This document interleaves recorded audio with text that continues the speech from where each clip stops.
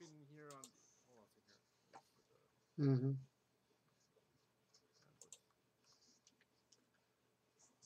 Okay, there we go. So this is the smart rail system I was talking about before. Okay, one sec. Just getting this started up here.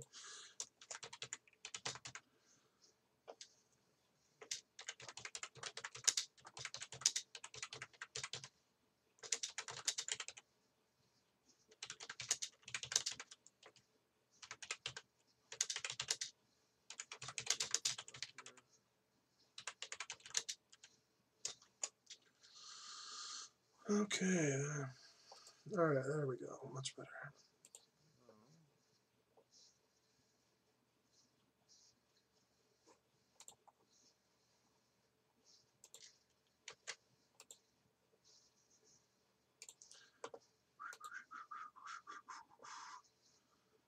Oh my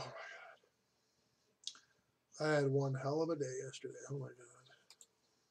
Okay. Very intense stuff going on. What happened? Oh, I went to this thing where people talked about like mental illness and stuff, and their stories were like, whoa. Oh, okay. Yeah, like it was really intense. So, okay, Buff Yoda is pretty funny actually. Who? Buff Yoda and the fun stuff. Oh. Oh my God. Munchie, you mean? No, if you go up from there, if you go up from there, hold on. Yeah, no, it's yeah. Oh, Munchies, yeah. Oh, that's quite amusing. Okay.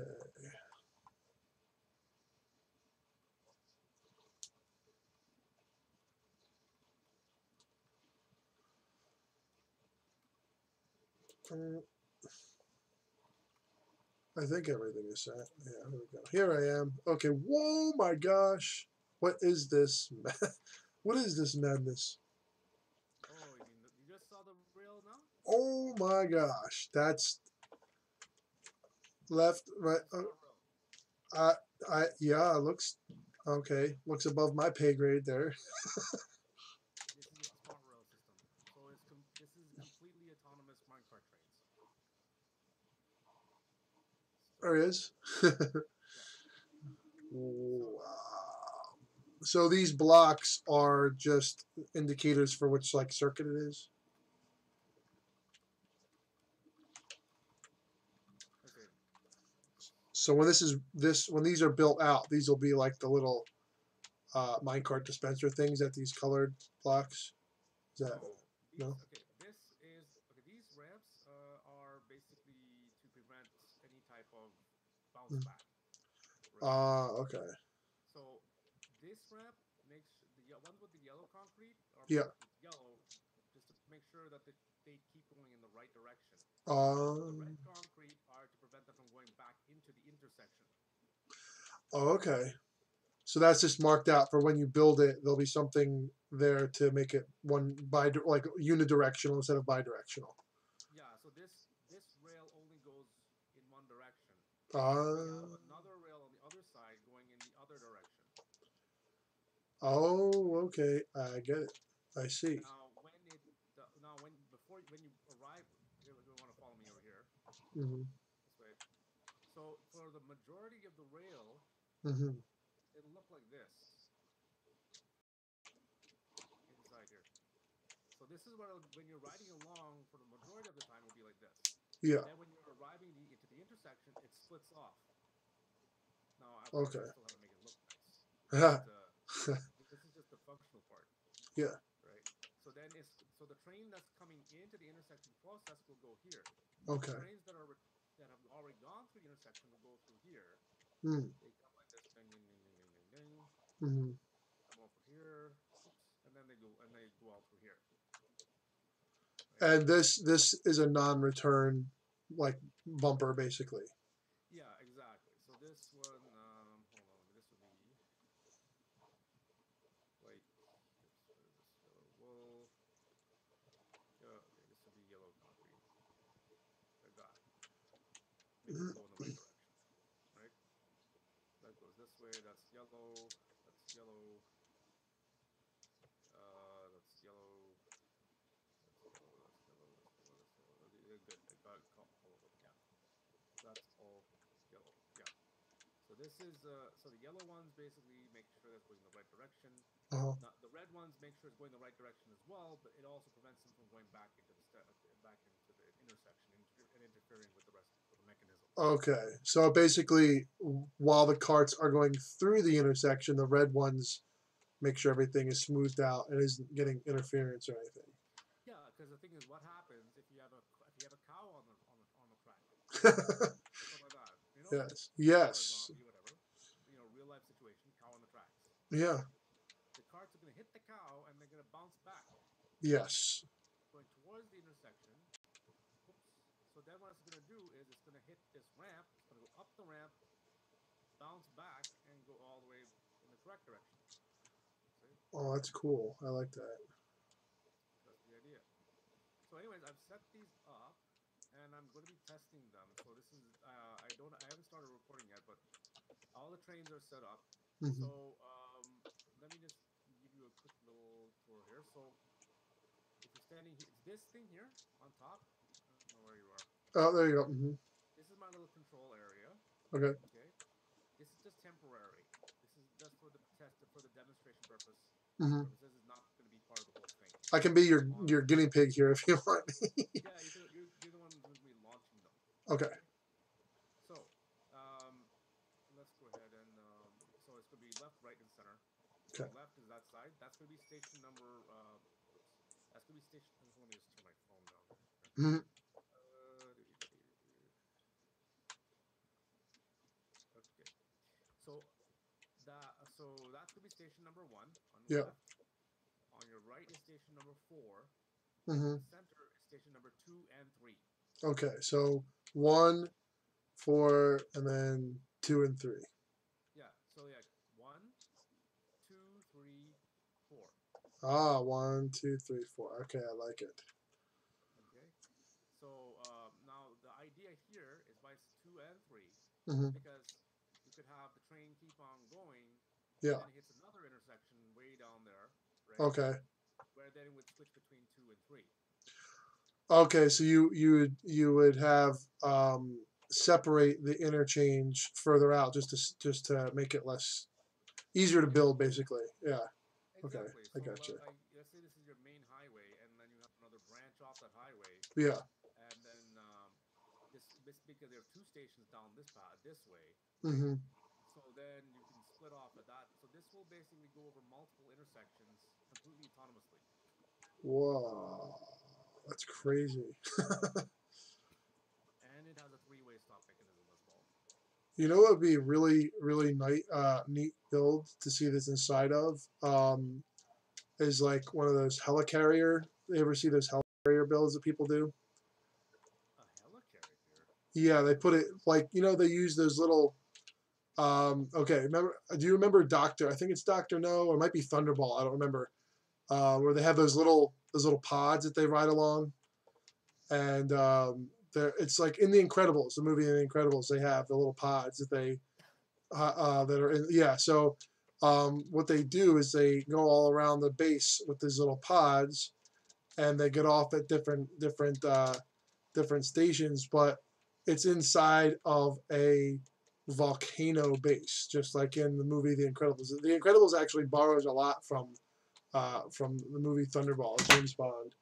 So Oh, yeah, I just thought it would be kind of interesting to put this inside like a giant flying looking machine or something like okay.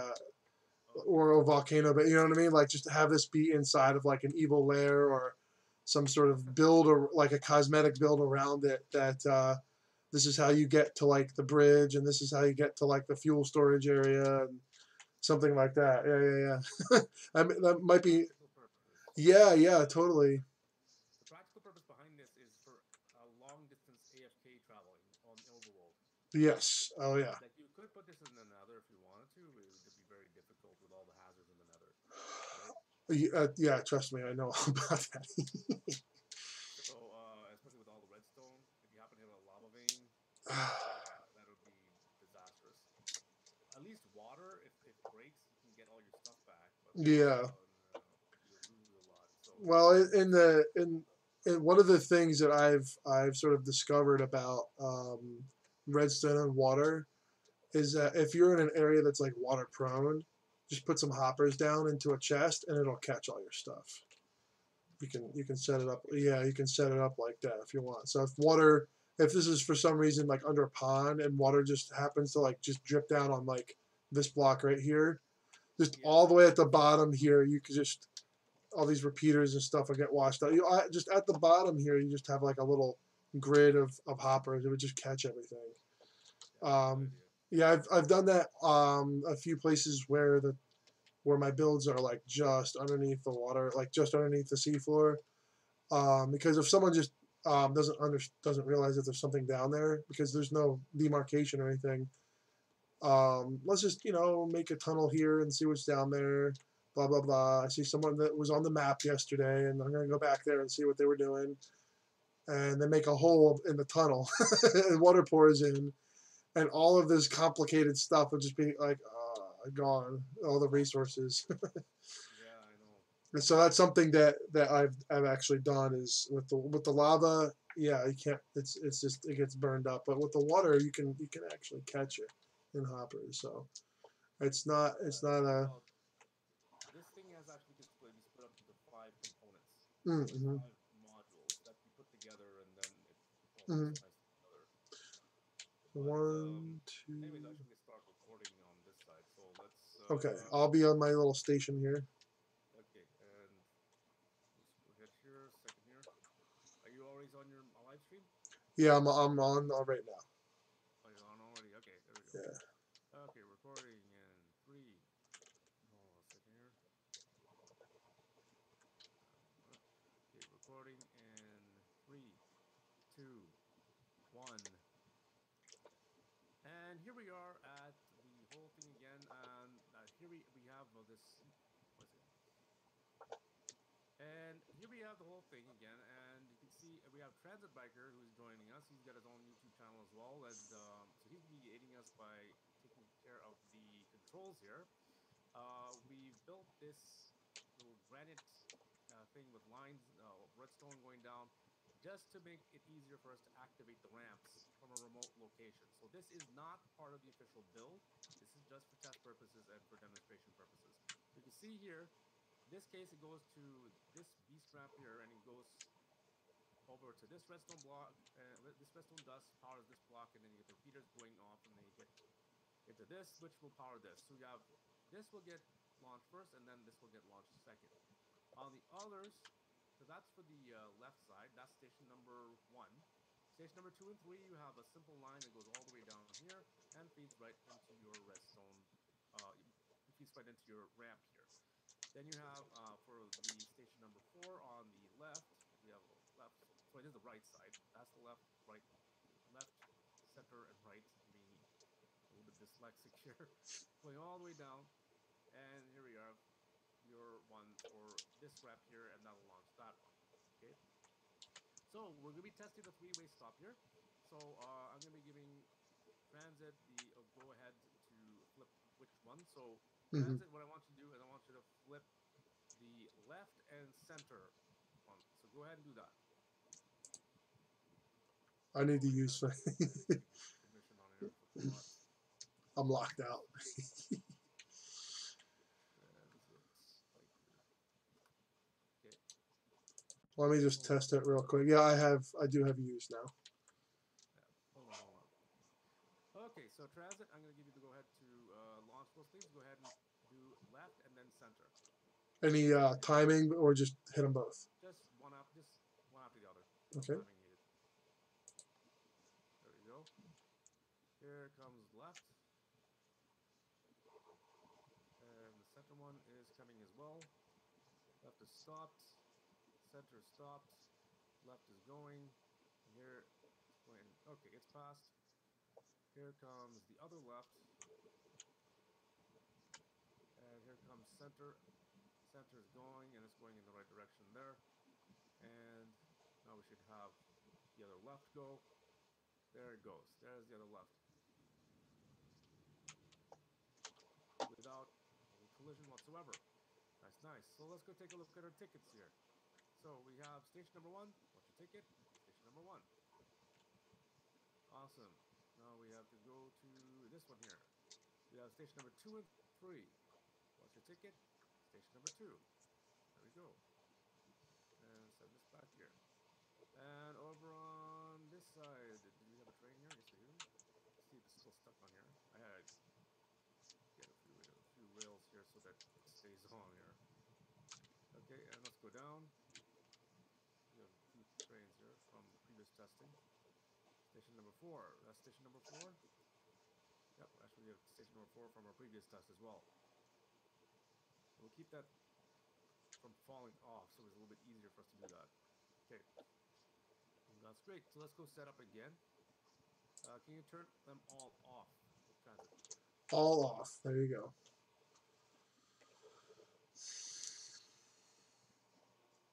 Okay, so we're gonna go station number. Let's put this.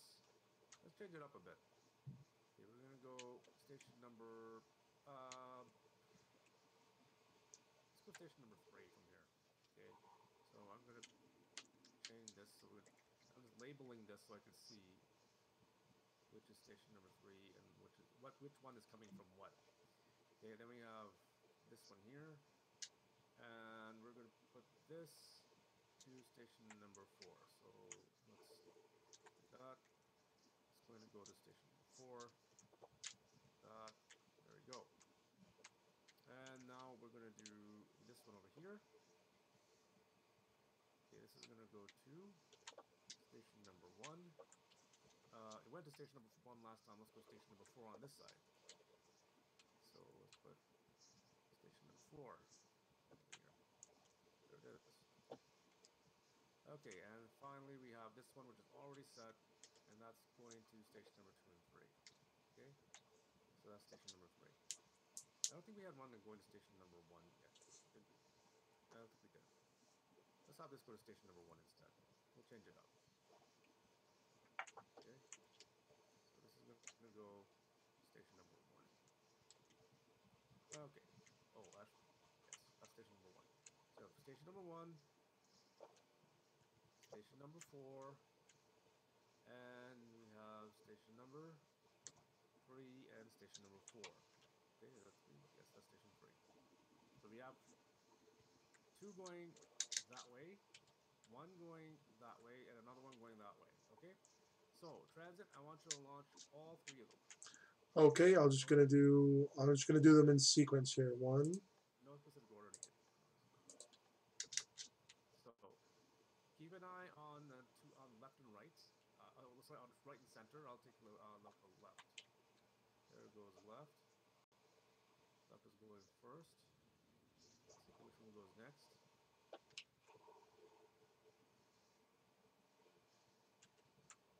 Okay, center is going next. Left is reloaded. We have the next one is going to be left again. So left goes next. It goes off to station. We have 2 on 4. Okay, and finally we should have right let go as well. There goes right. Okay, let's take a look at our stations. Transit, you want to take a look at the this one here, and I'll take a look at the one on the other end. Mm-hmm. Take a look at center as well. Okay, so let's take a look. I have on station number 4. I have station number 4 here. Right over here again. Another one for station number 4. Now those other carts, oops, looks like they bounced back because of what happened with the previous one there. Yeah, I have station 1 at station 1. Station 1 to station 1. You want to check center? Yeah, let me go check that real quick.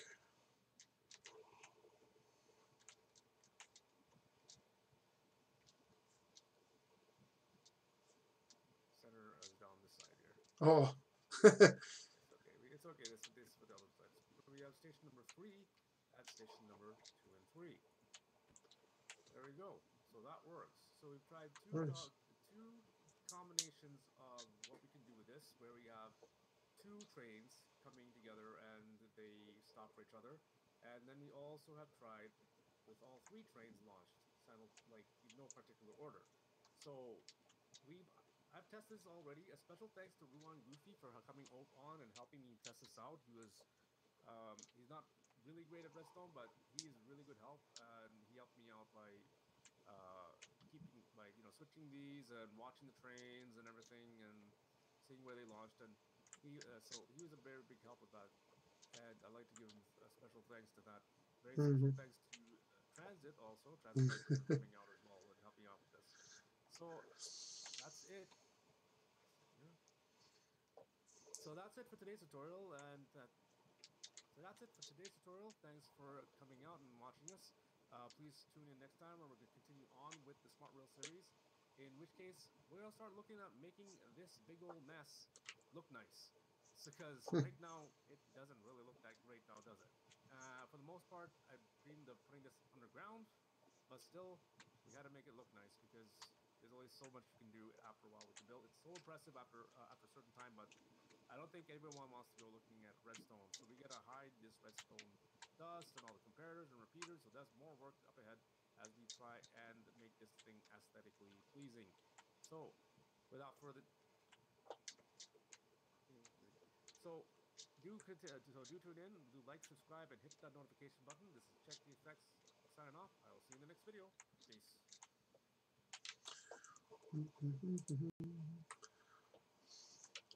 Thank you, sir. No, I actually like the tunnel design that you guys use with the diorite and the stone bricks, the slabs.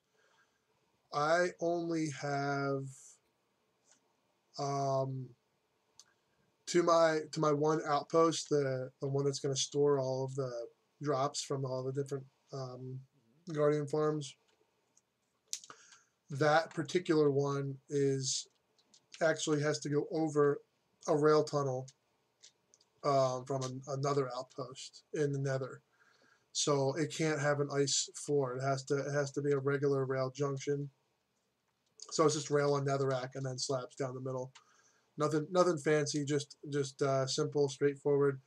And it won't be a. It's also shorter than the main east-west part of the Nether road, and so it doesn't really need the ice for like after the Nether tunnel with the other rail that I have to bypass, like go around. Actually, it's up and over. That part is right at the beginning of the Nether tunnel. So yeah, it was. I'm like, you know what? I'm not gonna bother the people who own the outpost there because that's actually fairly important. It's not used very often, but it's used for some of their larger farms, like their mob farms. So I'm not gonna be like, hey, can you move this? Because honestly, you can't because it's already at 9 block height and you can't go much lower with all the stuff they have underneath. They have a switching system as well. It's very very simple. A lot not as intelligent as this one, but they have a really simple switching system underneath there, and they can't move it down anymore. So yeah, it kind of sucks though a little bit because it's probably going to be second busiest after the main Nether road once the farms are all up and running. So it's like, yeah, I mean, it's a little bit frustrating, but hey, they're neighbors, and I don't want to upset the neighbors, especially when the neighbors allowed me to build there in the first place. Yeah, if you have a busy system, this is probably something that you may want to test Yeah. out. Well, the one thing is it's basically each player we're gonna have once we get all of the outposts populated with at least 3 or 4 players, like individual, they're gonna. What the plan is to AFK at the Guardian Farms once they're all built up, and that once it'll feed into chests, and then it'll feed into hoppers, which then feed into minecart with chest, and then what'll happen is we'll have just a plain minecart that'll come out, be dispensed as soon as. Well, I haven't figured it out yet, but basically minecart with the player in it will be right behind the one with the chest in it. So, and it'll stop at every intersection, and they can do manual switching with what's the heck is it called, with the like detector rails and all that stuff. So yeah, it's gonna be it's what I call a partially automatic, where it's the stop is automatic, but the switch is manual. Because if we're heavy on minecart with chest at one outpost and light somewhere else where we need them, I want to be able to send them back with a player, so they're being sort of tended the whole time. And because it's in the Nether, some people have bosses and stuff turned on, and if something spawns in there like a ghast, um, the zombie pigman won't spawn in there because it's all covered with rails. But on that one side, the rails aren't down yet, and I don't think we're going to do a bi-directional. It's just going to be a single track, just because all that's going to be there is a guardian farm. It's not going to be a fully built up outpost, and so I don't want to overcomplicate it because, like I said, every single minecart will be tended to by a player, like actively. This is good for AFK stuff, like long distance. Like you guys have your outposts, it's like thousands and thousands of blocks away, but there won't be really any. The majority of the traffic is going to be off the main road down to like where the storage system is. So we might put an automatic switching system down there. But from the branches from the other branches off the Nether Road, I think we'll probably keep that like partially automatic instead of fully automatic because it's just safer that way. That way we don't lose our mine carts off into the distance. Yeah. In this case, what you would do is, well, actually, how like how much of a distance is it The total amount between between locations? Between the shortest distance between locations. oh man, like 3,000 blocks, something like that. Oh, That's the shortest. this is meant for long distance AFK riding. Yeah, it's only 3,000 blocks, which only takes I don't know, about 5 or 6 minutes, something like that. But You gotta take a look at the tutorials. I will. If I can get the resources. And see, the thing is that I sold so much of my. I was originally going to build a super smelter, the likes of which that most SMPs have never seen. It was going to be 130 furnaces. Uh, Furnaces. yeah, 130 furnaces all tied together into one super smelter. I mean, there's ways to make it more than that, but it's just stacked vertically. Like it's just one furnace system that's like stacked kind of thing, just almost like a sugarcane farm. But this is one big smelter, and I sold a lot of that stuff to to recover from dying in lava multiple times. Oh my god. So yeah, I could have built this on my own. Yeah, I could have built this on my own, but I probably will call you guys out and be like, hey, come over and help me out here, and I'll help you guys build this system if you help me with my because I only need one intersection done automatically. It probably won't need to be as sophisticated as this. I just don't want mine carts bumping, returning, or getting stuck and staying there because if something spawns and breaks the minecart, I don't want it to despawn and lose our drops. So, Yeah. because it's not protected in the one branch, so there's not going to be anything down except for a single rail down the middle. It's going to be a 3x3 just to. Oh, you're not Uh, gonna put a tunnel? um. Oh, it's Let me there's. tell you something, right? Hmm, If you want to build yourself a railway, yeah. you you need to make it like this. Like I don't know about the tunnel roof portion, Yeah. but you need to put like slab, rail, slab, rail, slab. It has to be that way. Oh yeah, yeah, yeah.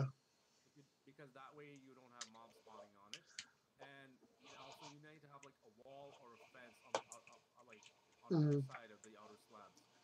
Yeah. Well. Go ahead. Let me just get a slab. I'll do it on the ground here.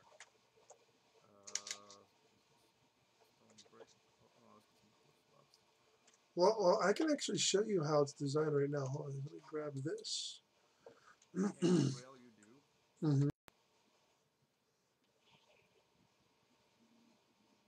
I'm down on the ground. I don't know where you are. Like that, and then rails.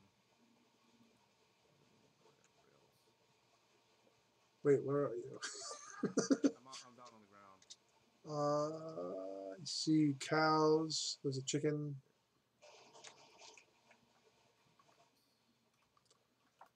Oh, there we go. Oh, yeah. So this is the basic section you need to have. Mm-hmm. So this would be this either be a wall, Yeah. right, on either side, Or a or platform kind of thing, right? yeah, well, not exactly. Then you have, or you'd have a like this, Hmm. the wall or a fence. Oh, right, yeah. So what this makes it mob proof. I actually like that. So you So won't have any mobs spawning on your rail. let me grab the proper blocks here real quick, and I'll show you what I have. Hold on one moment. So we have a little bit of a noise in the background. It's the vent fan in the bathroom that needs to be replaced. Not much I can do about it right now.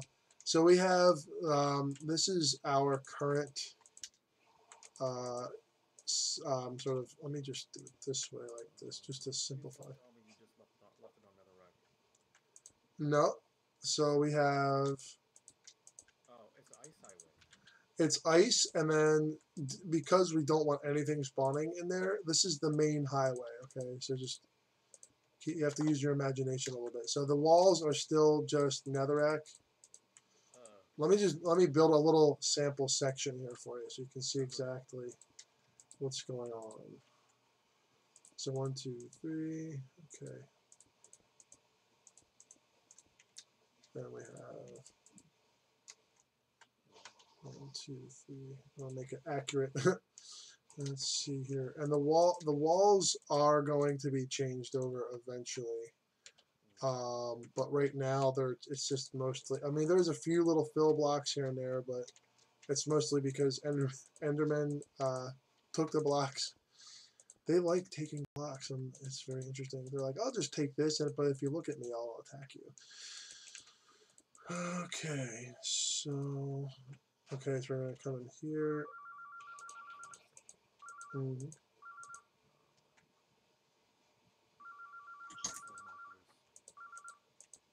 Long distance range telemarkers. Yeah, right. That's pretty problematic. Oh my god. Rail first. There, now that one. There we go. Now Oh my god. Yeah. yeah, do this. Ah. Okay, okay. Yeah. It's. No, wait. No, I'm doing it wrong. There we go. Much better. There you go. Now straight. Okay, so this is what it looks like currently, just like this. I don't have any powered rails down yet, but there will be a powered rail. There will be a powered rail every 16 blocks, which is if it's 17 or 18 blocks, the minecart actually stops if it doesn't have anything in it. Yeah. So this is my current setup, and one of the intersections that I am trying to lay out is, I guess I'll have to build it out with netherite. Just give me a second. One of the intersections goes to a place called the Red Fort, and the Red Fort is where I have the most number of other players right now. I think I have like 5 there right now, something like that. I don't remember. We have I mean, I know. How you doing? Let's see here. So these go first. That's right. Okay. Okay, thank you. Hey, we are on YouTube. So and it's a lot fancier than this, and so it's sort of like, no, this is not the right one. So it is another thing with 3 wide. So 1, 2, 3, and then 1, 2, 3. So the question is, let's just extend this out a little bit. Well, I'm actually building this accurately. I'm kind of surprised at myself. I am very, very, very tired. Oh my god. Mentally tired. Mentally tired, not physically tired. So yeah. So we have something where it comes up like this, and then I'm not going to bother with the netherrack here, but it's just kind of, it does something like this, and then we have another rail going down the middle. 1 second. We have another rail going down the middle, like just like this. So I think what I want to do is make one of the simple things that you could do is just make this a button station, where you just put a button there, and you put the where's the powered rail? Oh, transfer. They really need to, if it's redstone related, they should just put all. Yeah, we go. Just throw it away. Okay, let me grab that. Where'd it go? Okay, whatever. Oh, You want it? it's the ice. It's the the ice makes it slide all over the place. So I make a button station here, and the button station would allow, like I'm just gonna put my minecart here and go in whatever direction. So we could have a dispenser underneath here, and you could just um, select shift, like when you move from one minecart to the other, and have a hopper under here. Let me show you real quick here. Hold on. So we'd have a hopper under here, right? And then we would have. So you would hop onto. Let me grab another minecart over here. Well, actually, yeah, I actually can do this. And this hopper would feed out to a chest on the far side over here or something like that. So we would have minecart here waiting and another minecart here, right? So I'm going to switch minecarts and break this one, and it'll fall down into the hopper. And then when I activate this, say there's a dropper underneath here. Once I go, another minecart will pop up right there. Oh, okay. Something like that, yeah. Or we could even have it pop up over here so it's out of the way. So yeah. Okay, I see. I just thought that's like the most simple intersection I can think of, because when you come back, you can park your minecart here. You press another button, and it maybe there's a dispenser here, and it dispenses a minecart like on this area right here, and then you can continue going. So you can make it. That would be basically like again partially automatic, where you're not just picking it up and having it out. The one place that there's probably one or two places where this would work really well, and then the Red Fort area couldn't do this because it's too high of traffic. So I've been trying to figure out a way where there's an actual intersection, like you have designed way up there, like simplified, definitely simplified from that. But the issue is where to put everything, because if I'm because if I know how to make an intersection where you have two-way traffic in three directions. like this, like if I do this, it's not gonna right here. Like see, but it'll change on the other side. So we have to maybe put slabs down the middle. Tutorial on how to make an intersection. Okay. Up into the clouds, up and away. So I'm just trying to keep it really, really like as compact as possible, because we only have 4 blocks underneath. So yeah, that's the only. And the pink terracotta has arrows on it to show what direction is what. Yeah. So this is this 2 tracks? Is this a 2-track 3-way, or is it a 1-track 3-way? Because sometimes it's a 2-track 3-way. Okay, because I think that one of the places, like I said, it's just going to be a locked chest outpost. It's not going to be like a big fancy thing. It's just going to be one rail, and I could probably figure out the one rail. I think the one rail will probably be. Why does it have to go to one rail? Because it's not going to be used as an outpost. It's just going to be used to gather the drops. So it'll be it'll have the rails across like that or something, or trapdoors or something. It's not going to be a boat type thing because it's the nether portal is like I don't know. I think it's the nether portal is only about 80 blocks back. But if you have a bunch of drops and you're going back and forth between the overworld and nether, you want the rails there to carry your stuff. So I'm thinking that what we could do there, just to put this back to how it would be, what we could do there is have this come in like that and have, let me just get rid of this real quick, and have something like this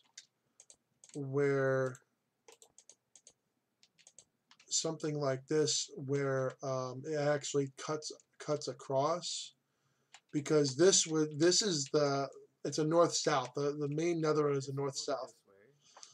This would work this way. That's fine. The only yeah. It's questionable because this depends on which way is the cart's Right. way going. So in that case, if we make one of these powered, where's the power go? Because I want to make this just the simplest possible intersection and have it be manually switched. But obviously you can't have it be manually switched with the way it is right now. It's not lined up proper. So that, I think, is my main issue. And like I said, we only have 4 blocks underneath here to work with. So I'm thinking now that maybe a torch tower with something might work. Or like observers with a torch tower underneath there or something like that. Because maybe, no, that probably wouldn't work. See? Oh, it does work. It works, but it'll only go in that direction. It won't go quite across. Okay, so if we put this like this, so then that's what I'm trying to say. The train will always have a preferred direction, right? yeah. Now this will go this way. If you switch, but here you had to take. If you want to switch this, you gotta take this out. Yeah. Oh, this has to be here. There we go. Lever.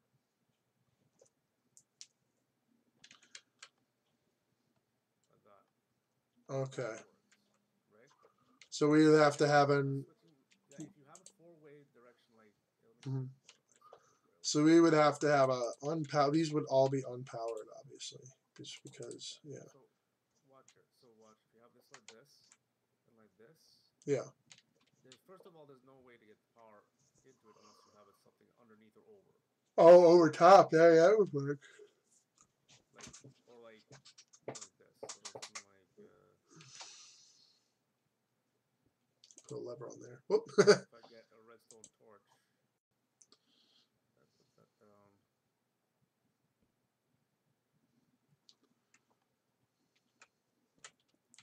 So how to be like this, man? It's one thing.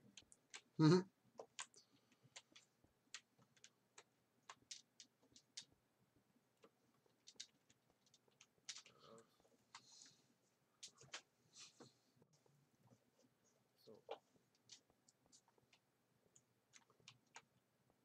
right, even underneath here, I don't think it's going to switch.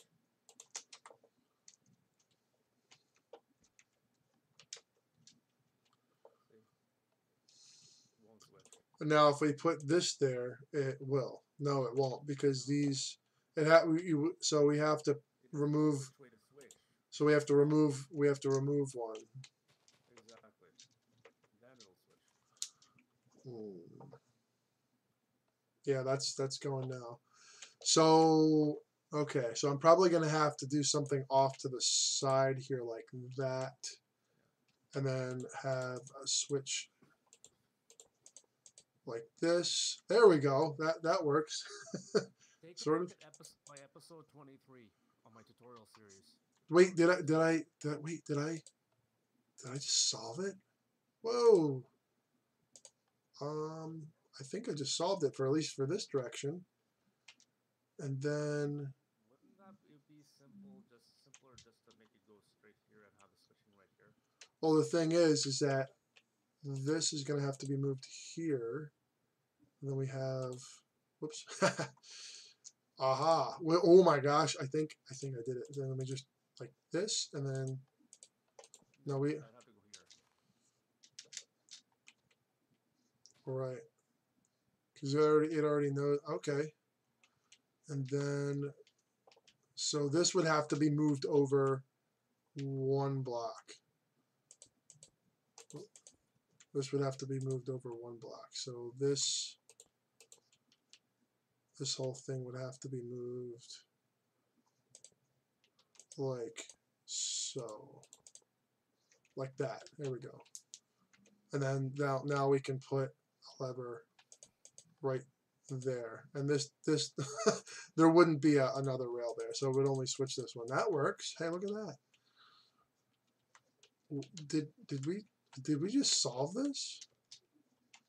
If that's what you want to be. Because if So basically, if it goes is you go here, you switch here, it's gonna go that way. Switch this here, it's gonna go this way, and it's gonna go either this way or this way. and if you want to bypass the trunk completely, the side off the trunk completely, you just This side or that side. and this would have to have another unpowered rail there just to catch stuff. Is not good. This type of switching mechanism, this here is not good. And this one needs to be like this.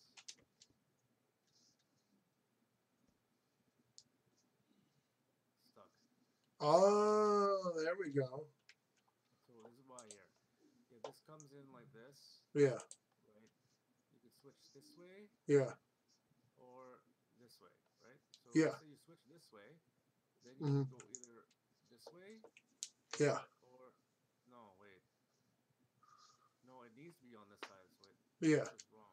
And this would actually, and we would have to have the powered rails here just to it would have powered rails all 4 points and here just to catch the carts. Okay, so here, let's just say this here. Okay, this would go like that. Oh, So if we were coming straight out of the branch, it would go this way and down here by default.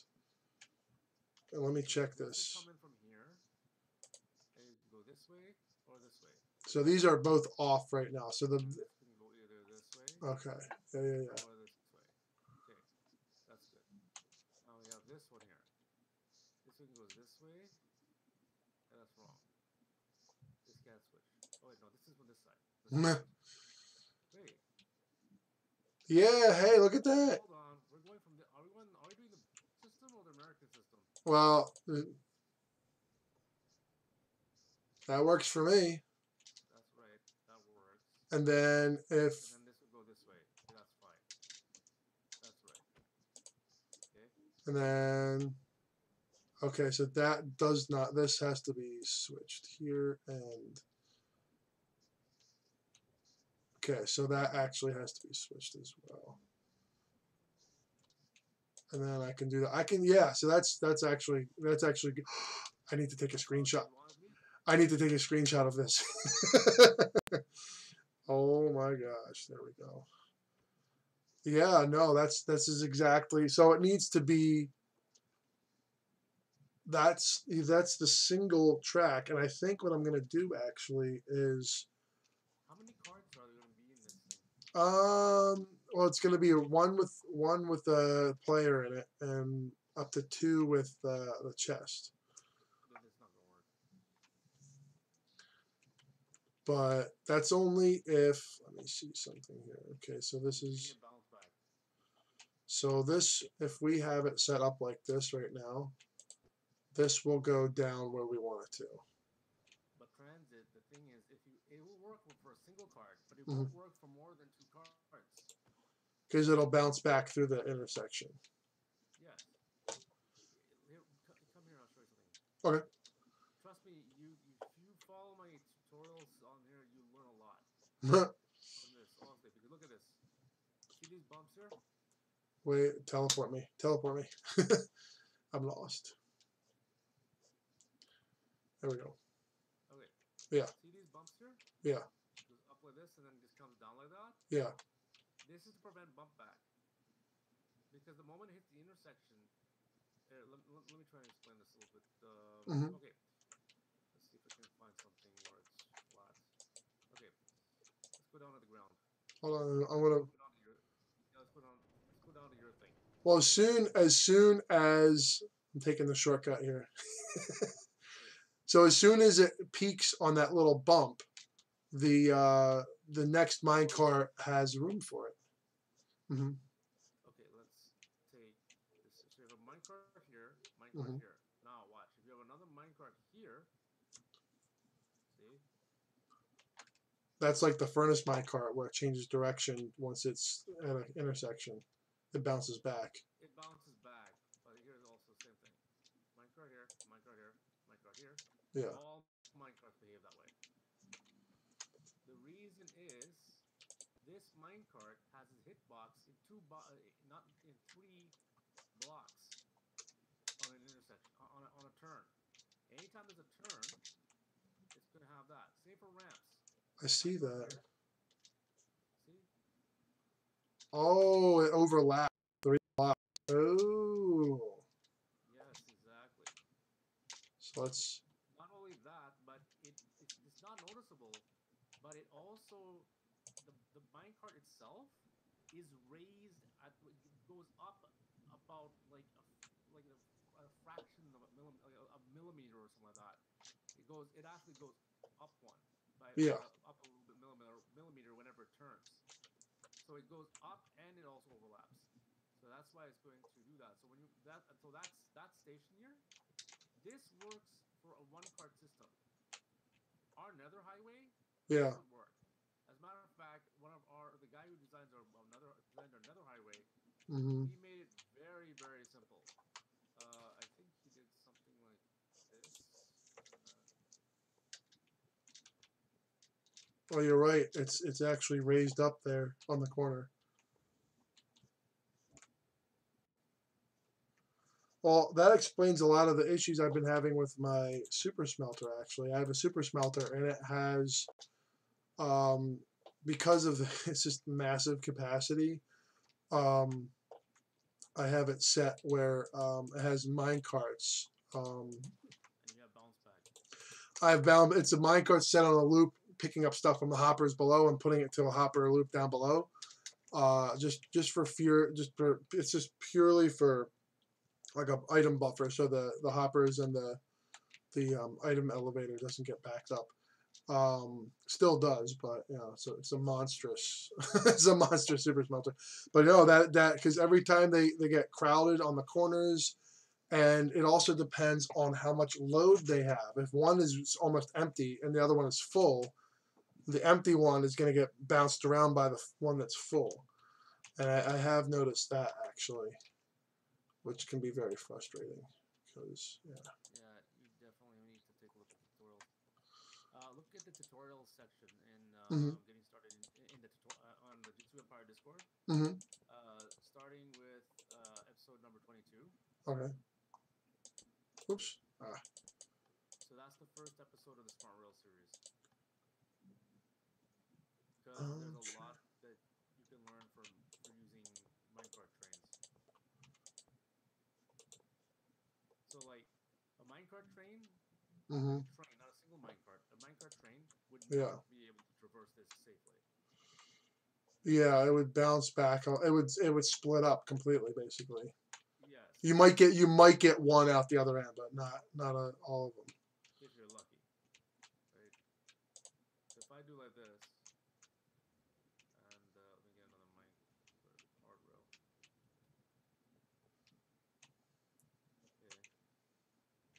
Okay, regular rail here. Okay, let me just where's my lever? My button. I need a button. So I get a button here. Okay, now I'm gonna launch. Are you ready? I'm gonna launch Yeah. it. Okay. hmm Wow. we would definitely be stalling out a whole bunch of them. Yeah, not gonna work. Now, watch this.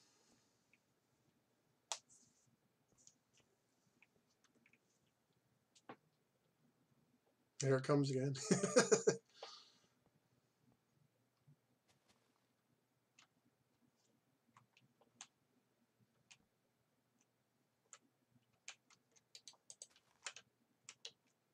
Okay. hmm Watch.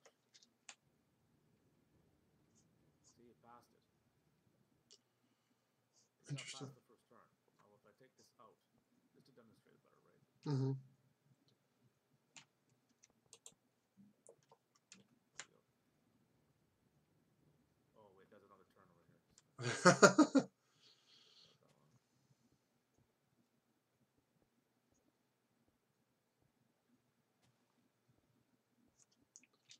Interesting.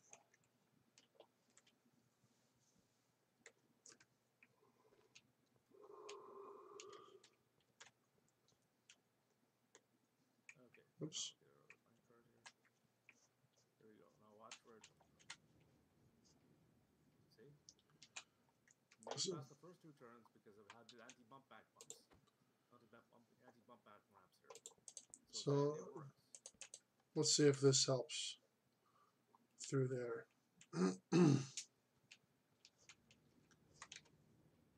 See? Same thing. And it bumps here because the powered The rail. reason is not to do here. The reason is you have this here Yeah. going on a turn. You have this pushing it forward. This already has momentum. The first now that one went back, but the thing is, it has momentum going forward, and it's being forced to go forward by this power rail going down. While Yeah. this is turning without any power rail, and at the same time is turning. So it pushes down into the thing like that and makes it keep on going.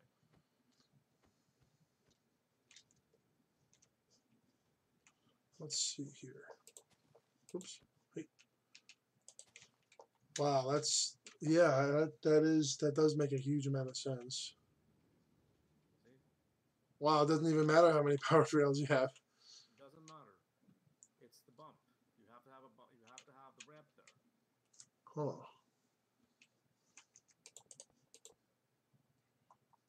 Oops. No. Grass. There we go. There you go. Now let's try it out. No. Well, oh, it's because it's so too tight. Yeah, it's too tight of a turn. I try to have all my curves at least one block spaced. So this is not going to work. You're going to have to take this whole thing out.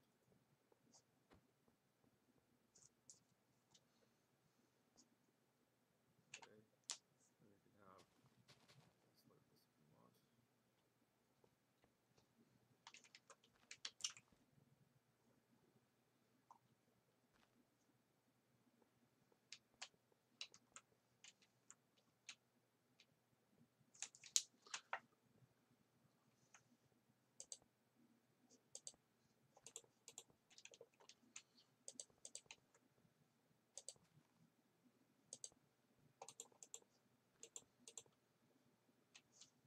There you go. Now let's try it out.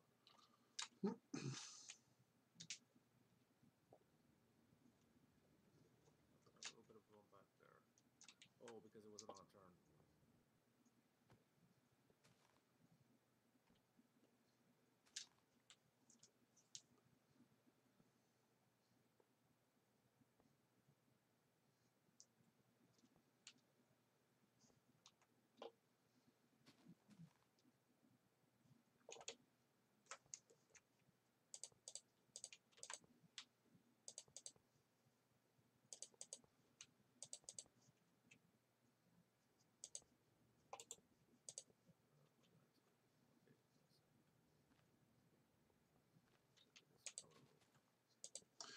Okay, Yeah, so I was wondering why I got so frustrated. I'm like, oh, oh, no wonder.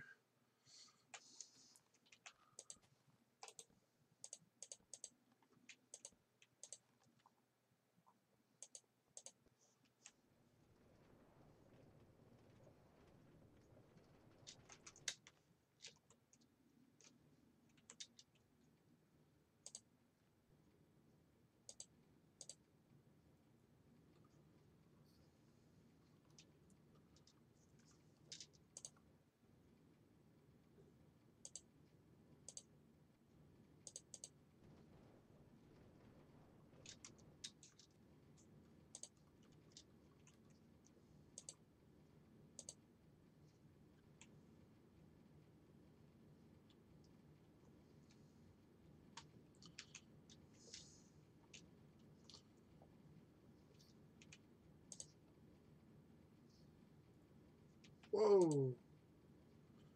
Okay. Oh my god, I've created a monster.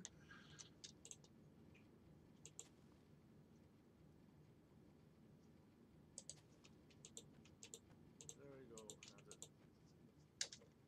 Now I'm good. So watch this. Take this back. Watch. So the powered rail has to lead into the corner. Exactly, and there has to be one unpowered rail after that, right? Now to stop this, we have to have another powered rail at the top here. Yes, just going up. Yes. There we go. See, now it's perfect. Watch this. So the powered rail acts as a brake as well. Oh yeah, yeah. That's a tool that I've used quite a bit. So that there, so that works. Works continuously. Yeah, so it looks like at the end of where my nether hub is near the like where the storage area is going to be for all the drops. It looks like I will actually have to. I have like rails going right up to the nether portal. It looks like I'm going to have a station area instead, um, and have it be on an incline so they just stay down and they don't bounce back. And I could have it hit an activator rail or detector rail, sorry, where once it hits that, it turns the powered rail off, like above it kind of thing. So if it does try to bounce back, it'll just keep bobbling around at the bottom instead of going all the way back to where the branch splits One off. thing you can do is, let's say, if you want to have something go proper direction, right? Yeah. You do something like this. So let's see. So we have.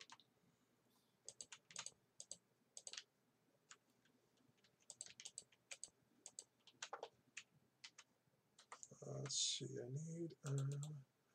All right. I actually just thought of something that might be interesting. 1 second here.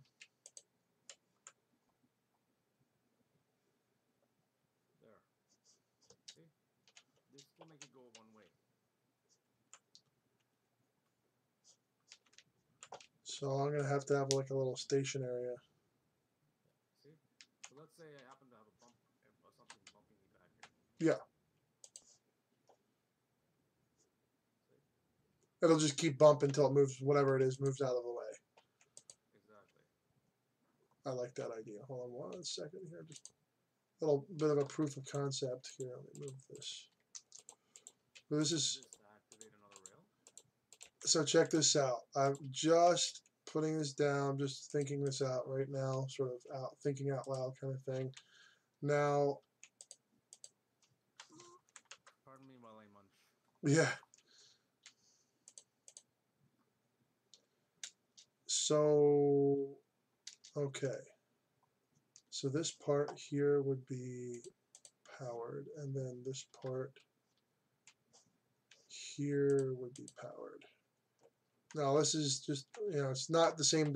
It's like on the North America where you drive on the right. So it's just not. It's not directionally correct for North American traffic, but so if you're going, all right, let me connect this around here.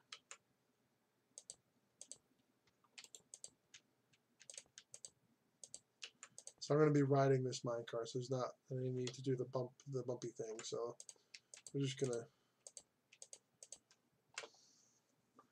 So if we have it like this, one of the things that I was really frustrated. Remember, did I show you? I showed you, right? Didn't I? The ice world thing. Remember that? I don't even remember where where I put it. So so I have to rebuild the whole damn thing. But say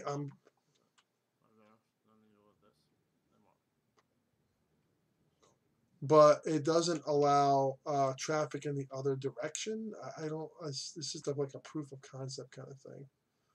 Okay, So as soon as you pass, it allows the other minecart to start going again.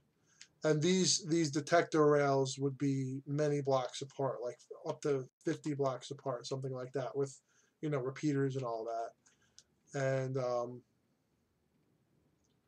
with that, there you go.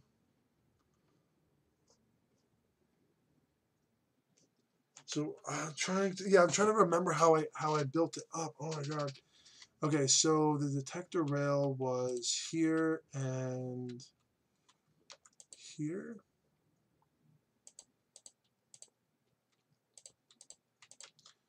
Like this.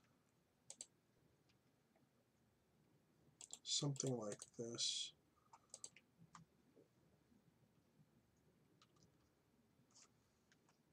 It was originally something like this, where this circuit here, this activator rail output, would power the. Remember, I was talking about the thing that the piston activated. Well, you know what? Let's try that really quick. I wanted to show you the thing that I made, but I don't remember where it was in the. It was a world that was only deep frozen ocean, and so it was just icebergs everywhere. And I built it on an iceberg. The testing thing. Let's see. We're going to have this right here,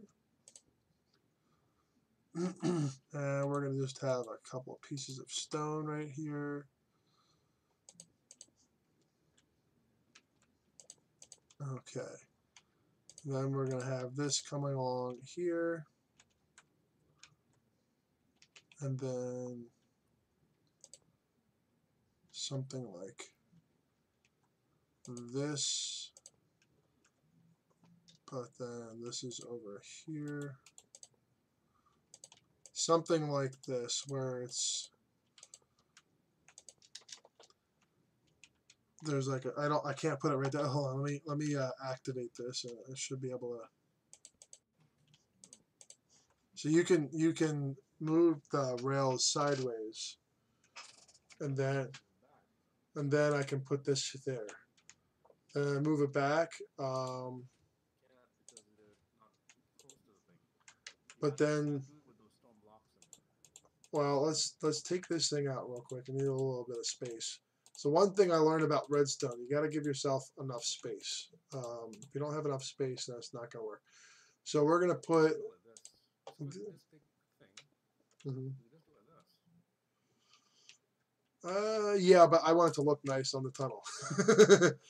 So it'll each of these will have a block, some sort of decorative, decorative block face to it, because we don't want the sticky pistons moving the rails directly, because that would also expose there would be a gap there. There would be a gap there once these were extended. So what we do is just. I mean, you'd have it set up so this, and then you depower it, and then there we go. So these guys, and this would come into. So if we put a redstone line here, hold on, let me just. So if we put a redstone line here out to here, we could do something where if the mine once. I see what you're talking about. Yeah, so we move this. Right, but it would be reversed, obviously. See, that's the trick, is you have to swap the circuitry underneath or above. But it's better if we do it underneath, because it's easier to help have the signal go down than back up, than up and back down again. So underneath there, we would have like a torch tower. So yeah, so this would actually have to go over to this one over here. And that's why we need the depth underneath the high, because I don't want any of it visible except for when the pistons pop out. Right. And let me see here. Let me go and just try. So there would be 2 detectors. One would turn off these rails, and then another one would turn off the rails. So basically, there's a double catch. So if the minecart's really barreling down, there might be 2 minecarts coming down, whichever kind of minecart it is. It basically makes sure that there's a double catch, and it absolutely stops before the gap. So we will never have a minecart ever in this gap here. It'll only ever be on the rail, and this is a good system if you have even if it is a 3 wide system like I have, you can still skinny it down. And what this allows you to do is whichever minecart is coming first gets priority, and then the second minecart then can simply travel across. Like it would be stopped here, and all it would have to do is just that. Of course, this would have to be reversed. So once the one that gets there first gets to go, the second one just needs to nudge ahead, and they'll be good to go. Like I said, the only issue is inverting this signal. So we have to take this signal from this detector rail and put it over into this piston over here, and you also have to build delay into it, because you want the pistons to switch the rail, and then once the pistons have switched the rail, only then can you proceed. So you want 2 catches. You want one to make sure the pistons are extended, and I have a sort of like a diode situation with there's 2 repeaters. One repeat, it makes it a single direction circuit, so it'll make sure, it'll make sure that the pistons have definitely pushed the rail across, but they also make sure that the people coming from the other direction have stopped. So there's a catch thing here, and then there's another catch thing back here. So it's 3 rails and then 2 rails, and then the detector rail is, I think, here. So this would be 1 back, or no. So, and then I'm trying to think here. See, and then this would be sort of like this. It would be laid out like this, basically. And this wouldn't be right here. This would actually be like this, basically. So we're just going to keep on going. So, and then on this side, this would also be, kind of bring this over here, and then the powered rail would be right here, 2 of them here, and regular, oh no, sorry, the detector rail would be right there, actually. Detector rail, something like that. But basically, the minecart coming the other direction turns your powered rails off if you're coming from, say, minecart 1's going through, minecart 1 has to stop. And once minecart 1 is all the way through, minecart 2 then can proceed because its powered rails are back on again. I can build that in a second here. Yeah. Okay. So you have, this is what you need. The latch. So let me get this straight. So this one comes in here, and after it's passed through, it hits another detector. It hits another detector rail on the way out. Detector rail, and that detector rail pushes this. Something like that. Yeah. So there's 2. It has multiple fail safes, basically. Let's do that. So this goes here, right?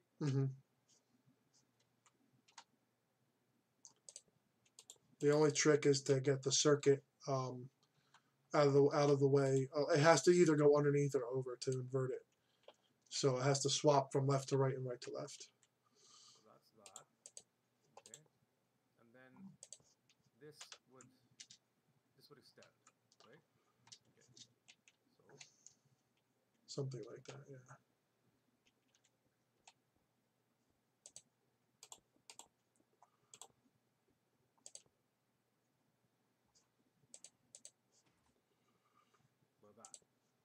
Oh, yeah. Whoops, I made a cartwheel there. Yeah, the only big thing here is you have to decide which side is going to get pinched, because it pinches on one side. So this side is getting pinched. What is this detector rail here? Just to prevent them from going this one direction? Yeah, when the cart is sitting on this detector rail, it actually powers the thing on the other side to make sure it's coming through. if I could find the damn, I did it on a live stream. This has to be powered, right? I'm trying to remember here. No, the way how I have the tracks on the grass, that is how it's that is. Let's try to think here. So it's 1, 2. This has to be moved back one. Hold on. Okay, so we have 1, 2. Detector rail should be right here. And we have a power rail. So the back, there should be 3 here to catch anything, because especially we don't want anything getting passed onto this detector rail. Once you're stopped, you can then inch forward and then you can go. So we don't want anything getting to this detector rail, and this acts as a brake. These 3 right here, they act as a brake. So you work on your concept there, and I'll try to recreate the thing over here. All right, so we need 4. 1, 2, 3, 4.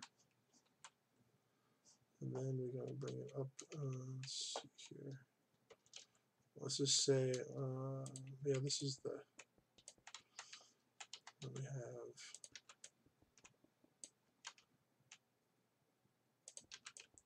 So I'm going to do it as it would be built, and then you can do like the conceptual circuitry over that side, because you can invert it off to, yeah, you can invert it off to one side very simply there, but this one would probably be more visually accurate to how it would be built.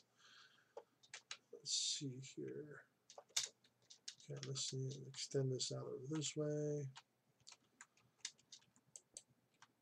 I'm just going to bring this back. Bring this back. Yeah, so it is a fairly long circuit, but it can also go around bends, which is one of the reasons why I developed it, because you can make it prioritize traffic in one direction, like coming off of a branch, for example, from the trunk main nether road. And that, I think that's probably like the. There we go. And this one's going to come here, and we're going to pinch it right here. So that's going to be our. This section's going to start right here, I guess.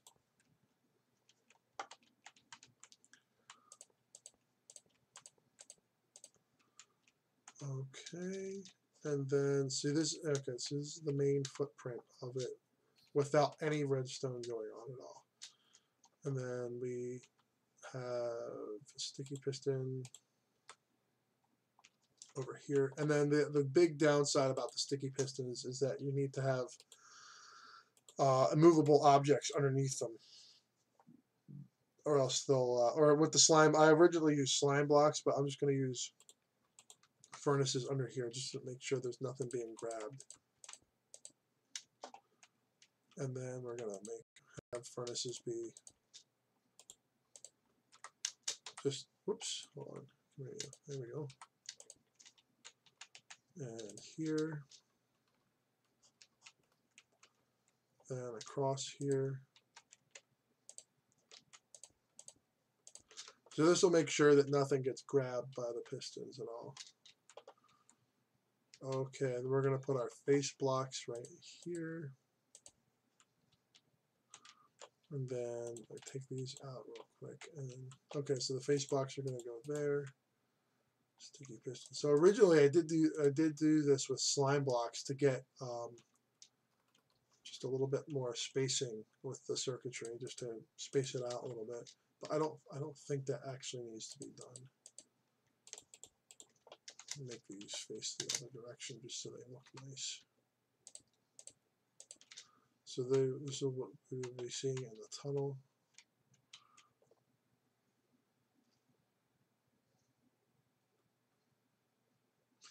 Then we have this platform over here.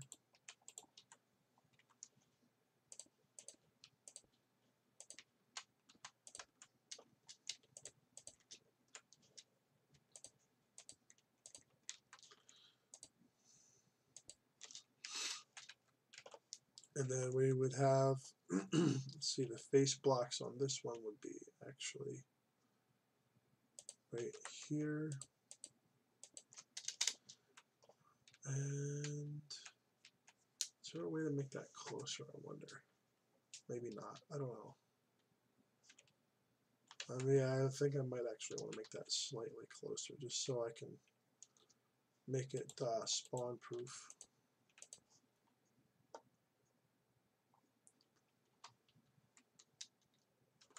So we're going to move this whole thing over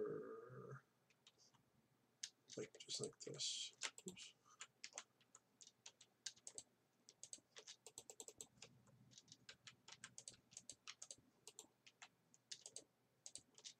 There we go, much better. This will have to be moved out here. There we go. So that's basically what it's going to look like. And then if we powered this, and we have let's see redstone here and here. And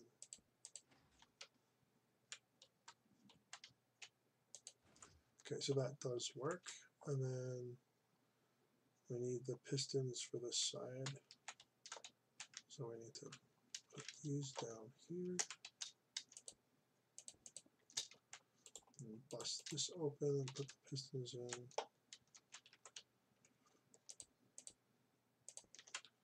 And put the base blocks in. There we go. And then wire these up.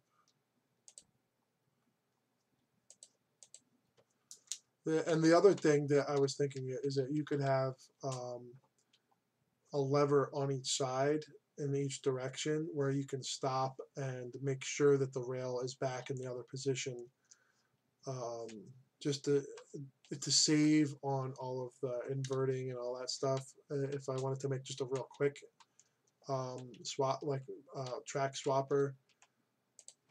So this would just go back and forth, just like so. This is the absolute basic structure here, and then this is without any of the activator or detector or whatever rails. So this is a fairly large build, fairly long build.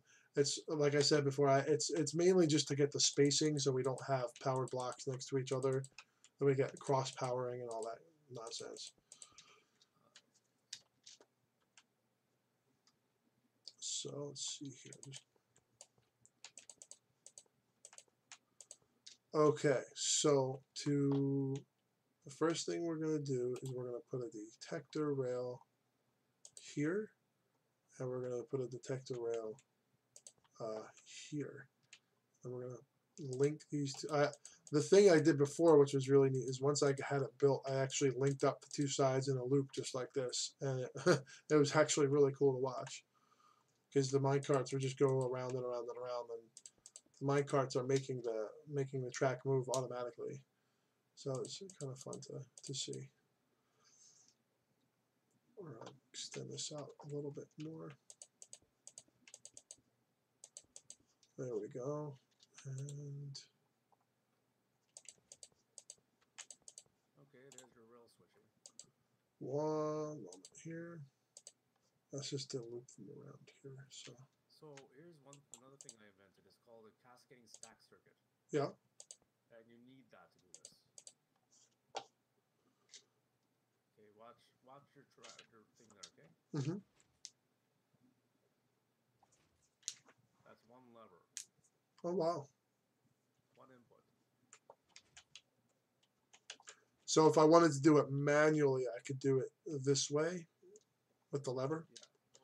Well, now you can feed that input Mm-hmm. from here, for instance. So let's say you have this Mm-hmm. comes down into this. So let's get let's feed this.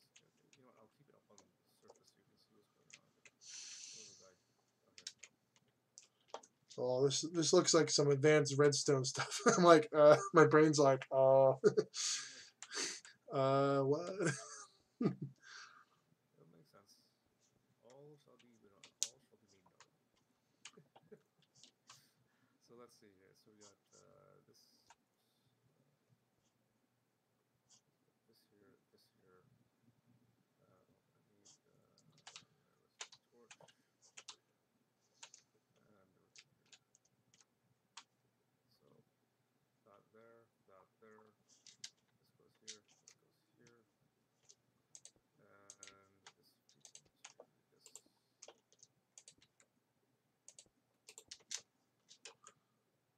I'm gonna try. I'm gonna quickly while you do that. I'm gonna try and sort of recreate the thing I had, and then you can show, tell me, explain exactly what you've done, so I know kind of both ways to do it. Because if I can do my way and you can do your way, and you know people can pick which one they want to do, because some people like to bend their minds around redstone stuff.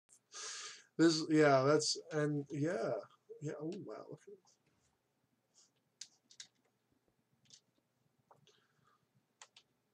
So I think the very most basic thing I can do here is the swapping circuit without anything else. So that's what I did. I built it up one sort of circuit component at a time. And I think that's probably why I was able to get where I got, because I was doing it one circuit component at a time. And I didn't do it all at once. I think if I did it all at once, my brain would. Yeah. Yeah, it was, yeah. All right, so we're going to bring this in here. Now if we do, right, okay, so we're going to bring this over here and then down. The one big issue I ran into is circuit length with the redstone dust. That really, I had to, yeah, but the thing is that it would desync because of the delay, like the different ticks of delay. So I would be having stuff happening a couple of ticks out of sync, and it would be like it didn't quite work. Like the track would switch, and then the other minecart coming in the other direction would stop. It's like, but you needed to stop before that, because if you don't do it that way, the cart can end up being broken. All right, is this gonna work? Let's see if this works here. Let's get rid of this. We don't need that, and minecart. So this was, I think, the basis of all of this. See this one? Okay. Now what happens here? Watch the powered rail too. Okay, watch this.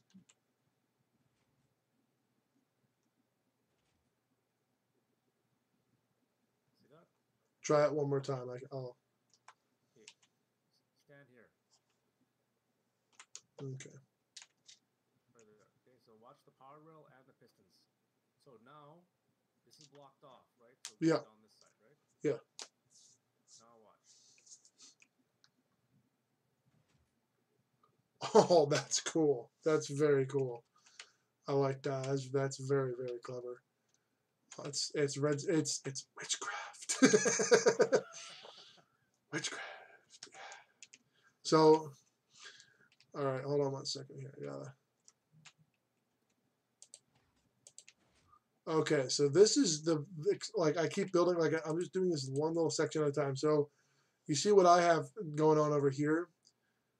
I'm just gonna inch along here, and it just pushes it over. And then that's like the basis of this entire circuit, is just this little what is it, detector rail, just sends a signal down and up and into here, and that is literally what it started out as, is how do I get the signal swapped over, and then it turned into how do I get the minecarts to stop. And then I decided, well, if this doesn't catch it, what can I do then? So so I just literally, I problem solved, and I just did my own troubleshooting with them. I saw a problem with my own design. I'm like, how can I solve that? How can I solve that? How can I solve that? Because there are going to be, they're going to be on some. Exactly. That's what I made. Oh, but eventually I made the circuit down on the floor here, where not only did it push the pistons, but I also put it on a a very, very short pulse extender, so the powered rail would stay off for 3 seconds or so, just to make sure that the minecart got caught. Because once the powered rail comes back up again, if you nudge the cart, it'll just keep going. So having that tick delay, that one was the most challenging. So what I did was I simply put in, I think it was 3.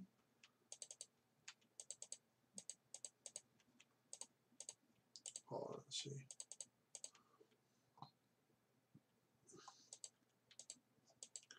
So we're going to put the switch here, and we're going to put this here and grab a redstone lamp. So we're going to,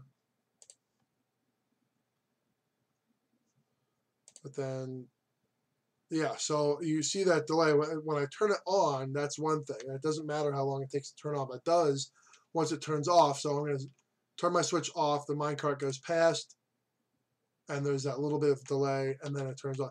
So the powered rail that the stopped cart is sitting on doesn't come back on until the other minecart is actually moved past it through the intersection.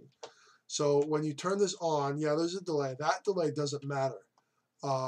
This is the delay that does matter, because then if you put a torch tower up and invert the signal, you can turn the powered rail off for that little length of time, and that's what catches the cart, that delay. That makes sure that nothing's moving through the intersection unless it has track in front of it. And then once that comes back on, you can go over your detector rail at the top and boogie on through. So there's 2 detector rails. One is like, I want to say like here, and then there's powered rail, or maybe it's actually, I keep getting the spacing wrong. So I don't think anything. So 1, 2, and I did reconfigure this quite a bit, and then this one had 1, 2. Oops, wrong rail. This one had something like this, and the detector rail was here. And see, this is it's a very long circuit. That's the only real issue. And you could probably, the only issue is that this has the catch. This is the catch circuit right here, and this is the activation. Yeah, this is the stop circuit right here. Where this should be off right now. This is actually in the correct state, even though there's no circuitry below it. This is correct right now, as it is.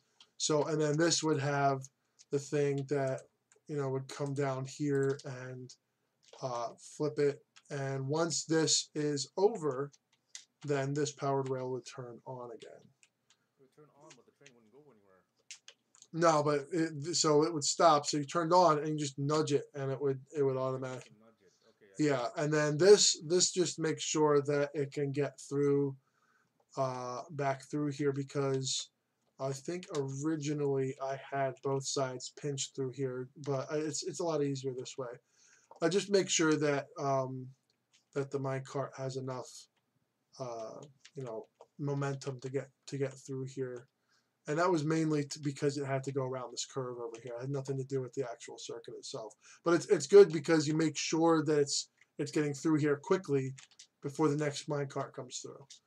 So that's why I left that one in place there. So this one would be here, and detector rail, and then something. Whoops, again with the. So I think this was the main layout, like this, of the track. Yeah, something like that. And obviously you're going to have a couple of powered rails here just to keep it going on this little demonstration loop here. I'll just put one like right here. And these are just specifically just to keep the cart going on this loop. And So let me see here now. Okay, so once this comes down here, you take another. Okay, so I am actually slowly recreating this just because I know how the tracks were laid out. I remember how the tracks were laid out. It's the only way. It's the only reason I know how to do this. So eventually this comes down here and goes into the binary single direction thingamabob where it makes sure that pardon me. And make sure that that this is stopped over here. What you need is a latch and what you need Mm-hmm. transit Yeah. is a combination of a latch Yeah. and a cascading stacker. So If I you have don't. those two things, this system will work.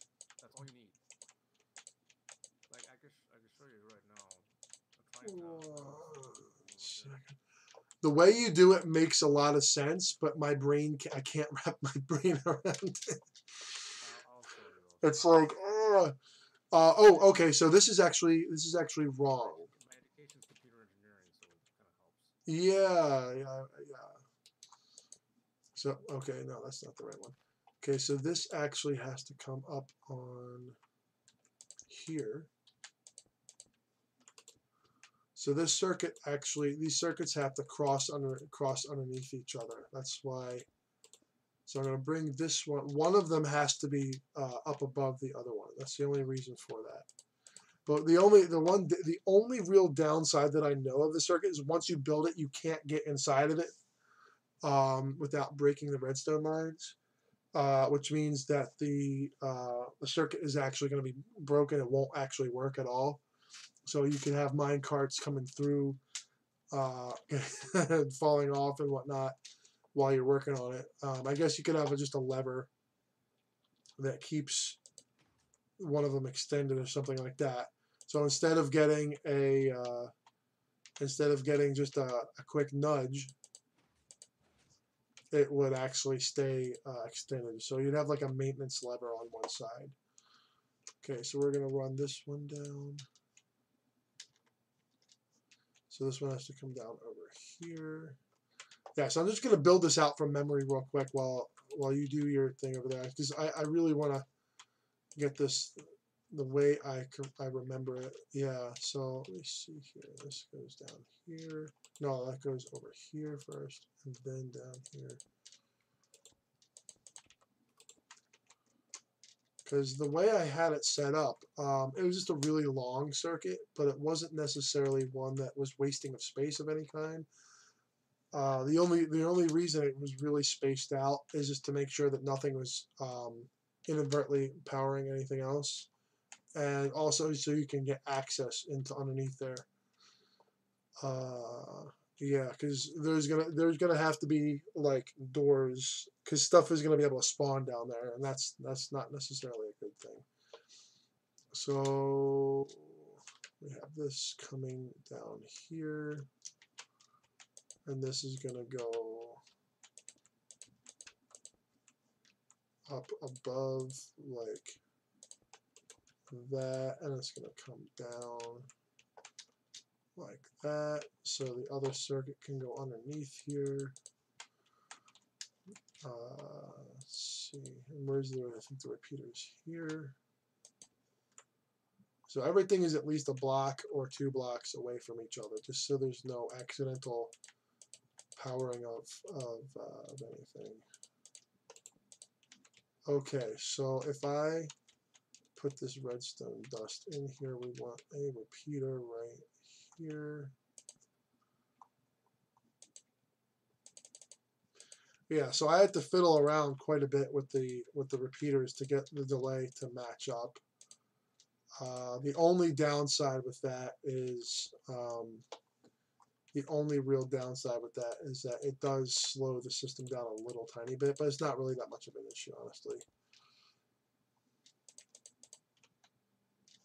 Okay, so if I put my minecart over here, turn this thing off.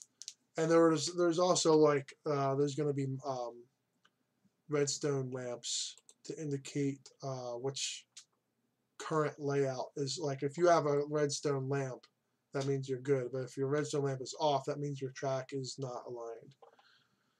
So we're going to grab my cart here.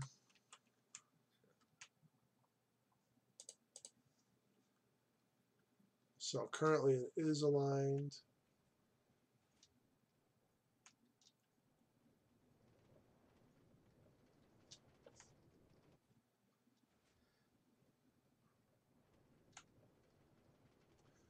Okay, so I have it together piecemeal. So it does work.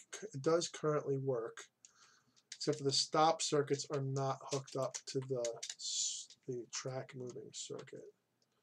That's the only tricky thing I have left to do. And that involves redstone torches.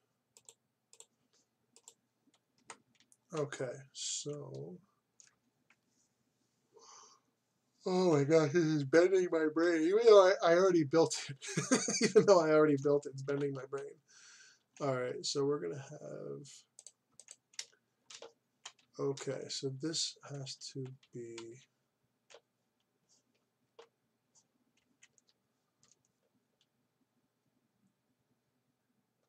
okay. So this actually, I have to move this entire thing over at least one block. That's no big deal. I can do that.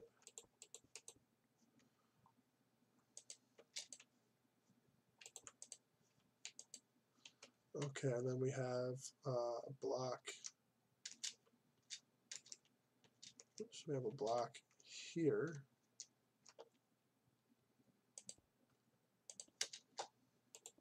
Okay, that works. And then we have block going down this way, and that should keep separate, I'm hoping. Now this needs to, I think, move over another block, unfortunately. Another repeater there, because I don't want anything touching. It's like LL Cool J from the movie Toys. It's like, I don't like when my food touches. So I don't like when my redstone touches, because it can and will actually, it will power other. LL Cool J was in Toys? Oh yeah. Who was he? His cousin. It was Robin Williams' cousin. Yeah. Robin Williams. Yeah. He was the main character. Toy Story, something else.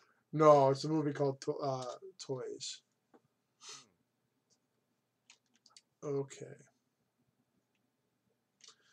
No, so this was actually on a block. On a block.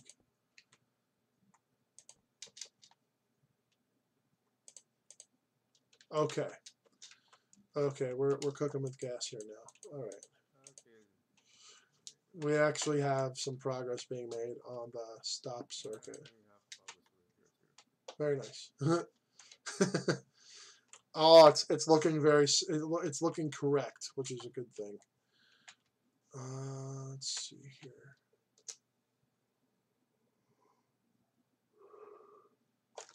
I remember eventually I'm gonna have to have some sort. Oh, right. I have my beverage here.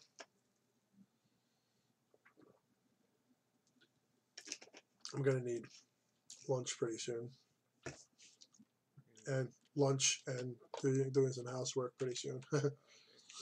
Okay, so this is going to be.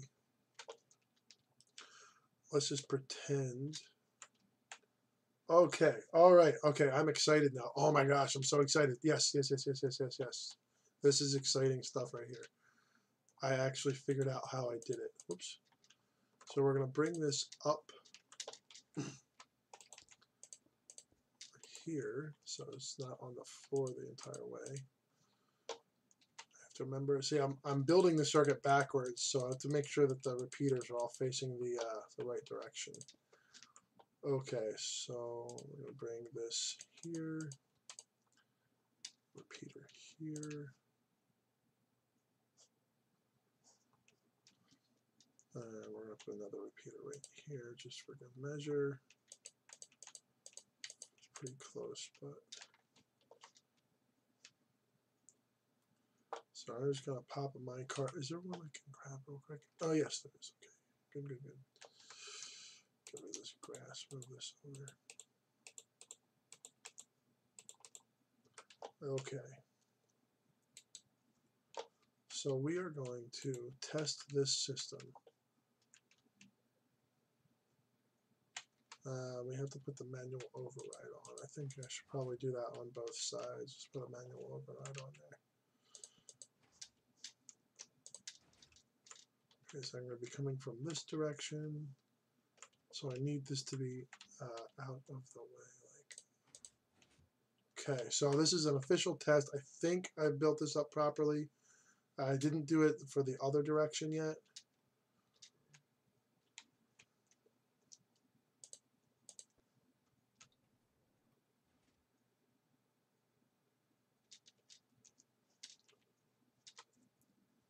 Maybe it is actually. So I put it here and then I need to put a redstone lamp over there so I can see what the heck's going on.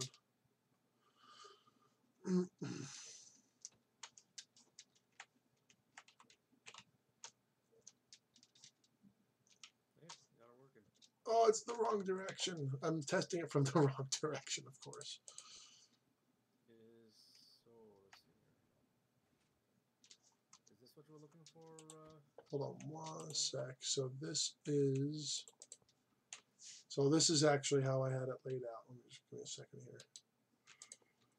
This is actually how I had it laid out originally. So this is correct, and this is correct. And we're going to grab this minecart off of here. We're going to do it from this direction because it only works automatically in one direction right now. The other circuit is not wired up yet. So let me just test this real quick and see what happens. Can you go over there and see if that... Okay, so this is actually not... Hold on. Okay, so can you come over here and just see if this rail should be activated?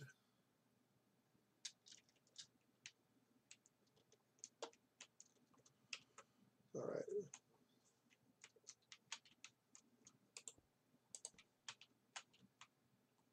All right.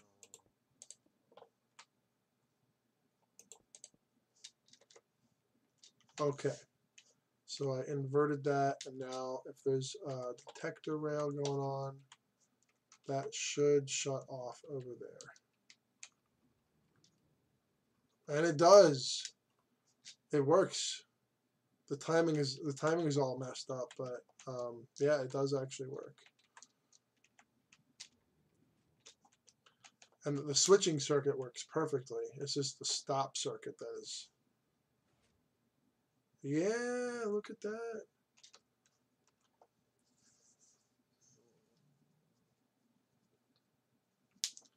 Okay, so we need to bring another signal down here. That's right.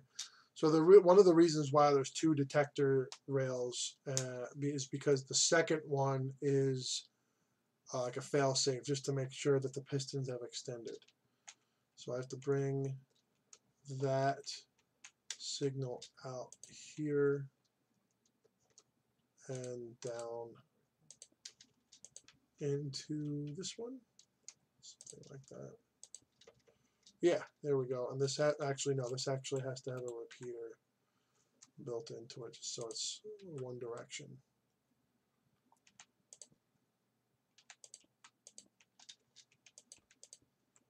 Okay. And okay. Okay, I spaced this out. I spaced out, so I spaced it out incorrectly. So I'm going to move this. We're going to put. Okay. Yeah, that's what I thought was going to happen. I got my wires crossed. Okay. So this makes sure that this gets pushed across. This is stuck on the detector rail. I've never had that before. It's kind of funny, actually. So we're going to build this out just a little bit further so we have a good timing. Because we don't want it to be, as soon as it goes around the corner, to be right on the detector rail. That's not how it's going to be in the official build. So it shouldn't be like that. Oop. Shouldn't be like that here.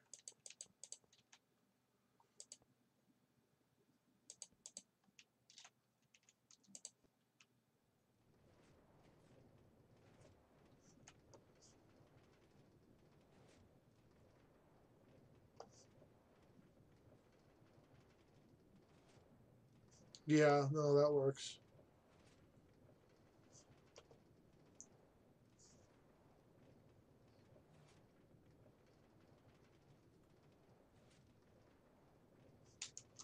So it's something like that, and that'll just keep going. Part reaches, let's say up here, right?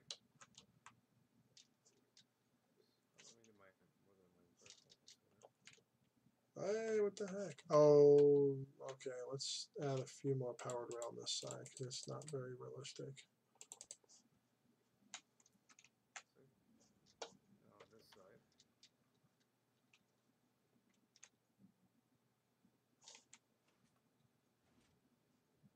Oh, something is not hooked up properly. So the delay going into this needs to be longer. So we're going to put a couple of these on. 1 second. Maybe it's not that delay. Okay, so there needs to be a delay in the circuit that opens. There you go. Okay, let me see if this works now. So that should turn off that. So catch it, move it.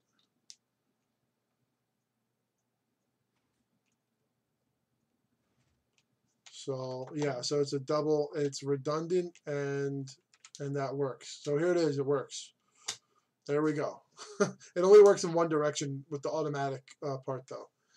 So when it goes there, it'll shut off the other powered rail for a minute. But that needs to be slightly longer. So I'm going to put. Let me see something here. This was looking for transit. 1 second here. I just want to make sure that this is. Okay. Yeah. Show me what's going on over here.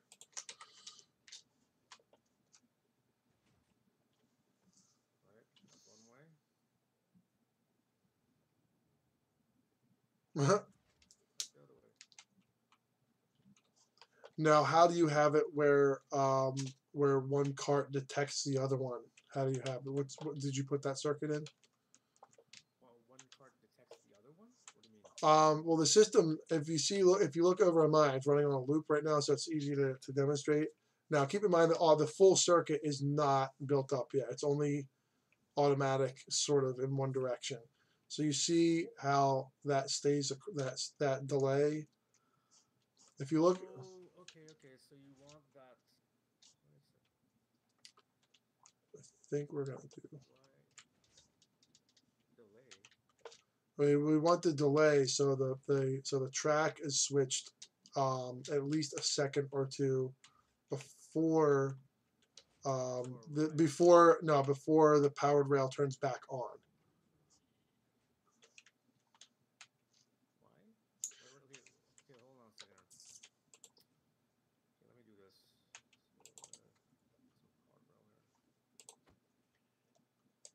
Okay, so this is the correct layout actually. I'm trying to understand wrap my head around what the heck you're trying to do. Hold on a second here. Well, it's an automatic switching system that basically it stops these three pieces of rail right here. Like if I'm going this way, these if there's another cart going over there, this would turn off and catch me. Oh, And then it's once already here. that passes, it'll turn back on, Okay. and then I can just continue through. And this second, this is just a redundant circuit type thing right here. So this one will make sure that that turns off, and this will make sure that that turns off. So it actually turns off for quite a while, and that's actually where my single, yeah. So I don't have currently a thing that turns. So this has the piston delay, but it does not have the track powered rail delay. So eventually, if I have a detector rail here that turns off those rails over there, and then it goes over here and turns off the rail, so the rails are going to stay off for 3 or 4 seconds as the yeah. So I'm minecart A going this way, shuts off the rail. The rail hasn't come back on yet just because of the delay of the redstone, and then shuts it off again. So by the time I'm through here, this will come back on. So by the time the mod cart gets to right here, this powered this will, yeah, Where your cards are positioned. right. So whoever gets there first gets to go. Whoever gets there second has to stop. But if there's no one coming the other direction, it just simply acts as a track switcher. That's all it does. And this can work around. One of the biggest things I did this for is it can work. I mean, right now it's linear, but you can make this go around a corner if you want to. So you can make instead of having the track switch back and forth, it'll just hold the minecart for you until the track is switched back into the correct direction. So you're not having carts running into each other, and you're not having any of the carts running off the track. Okay, so I get it. So this is not supposed to be. This detector rail is not supposed to be over here. It's supposed to be at the end. Yeah, the detector rails, the second detector rail can be attached to the powered rail right up here because. So this should be around here instead. So this, yeah, this is just a fail safe. That way, no carts ever get stuck or broken. Because if it's already extended and extends again, or if the minecart, let me show you here. I'll show you exactly what happens actually. If the if the minecart runs off of here, there is a small chance that it could break into an item form, and then we would have this big explosion of stuff coming out of a minecart with chest.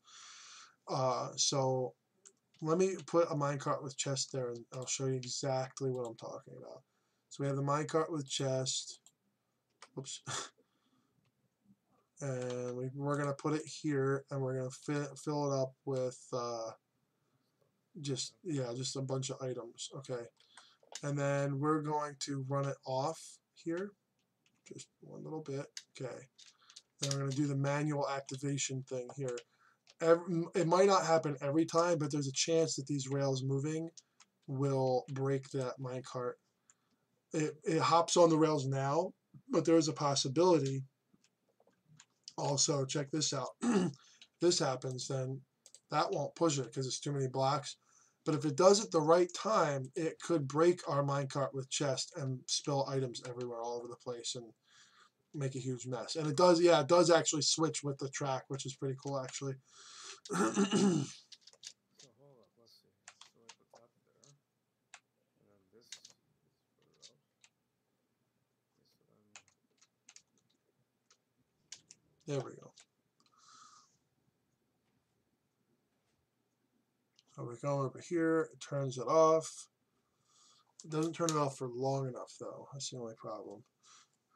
So the powered rail shutoff circuit is only installed from that end over there, from the north end to the south end. The south end, if a minecart comes by, the other side is going to stay, well, it should be powered, but yeah, it would stay powered basically.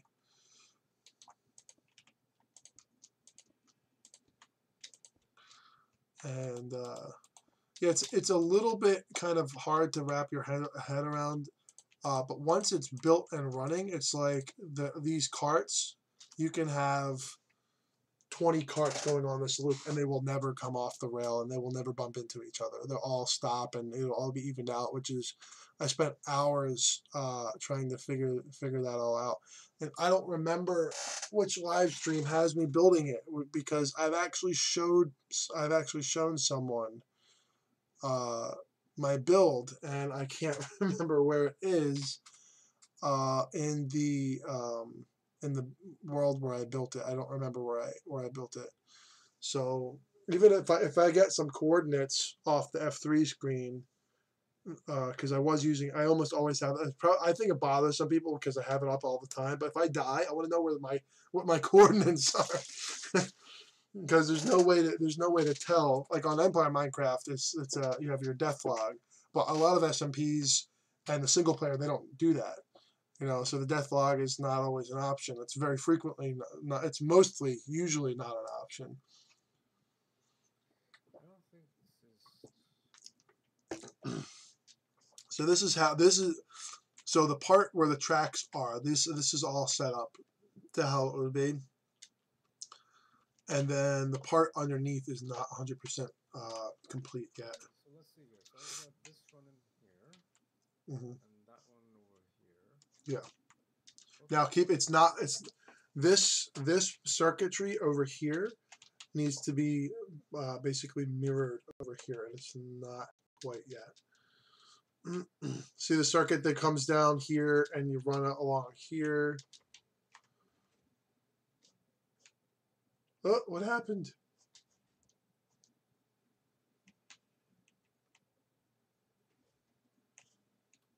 Oh, I hit the chest card by accident.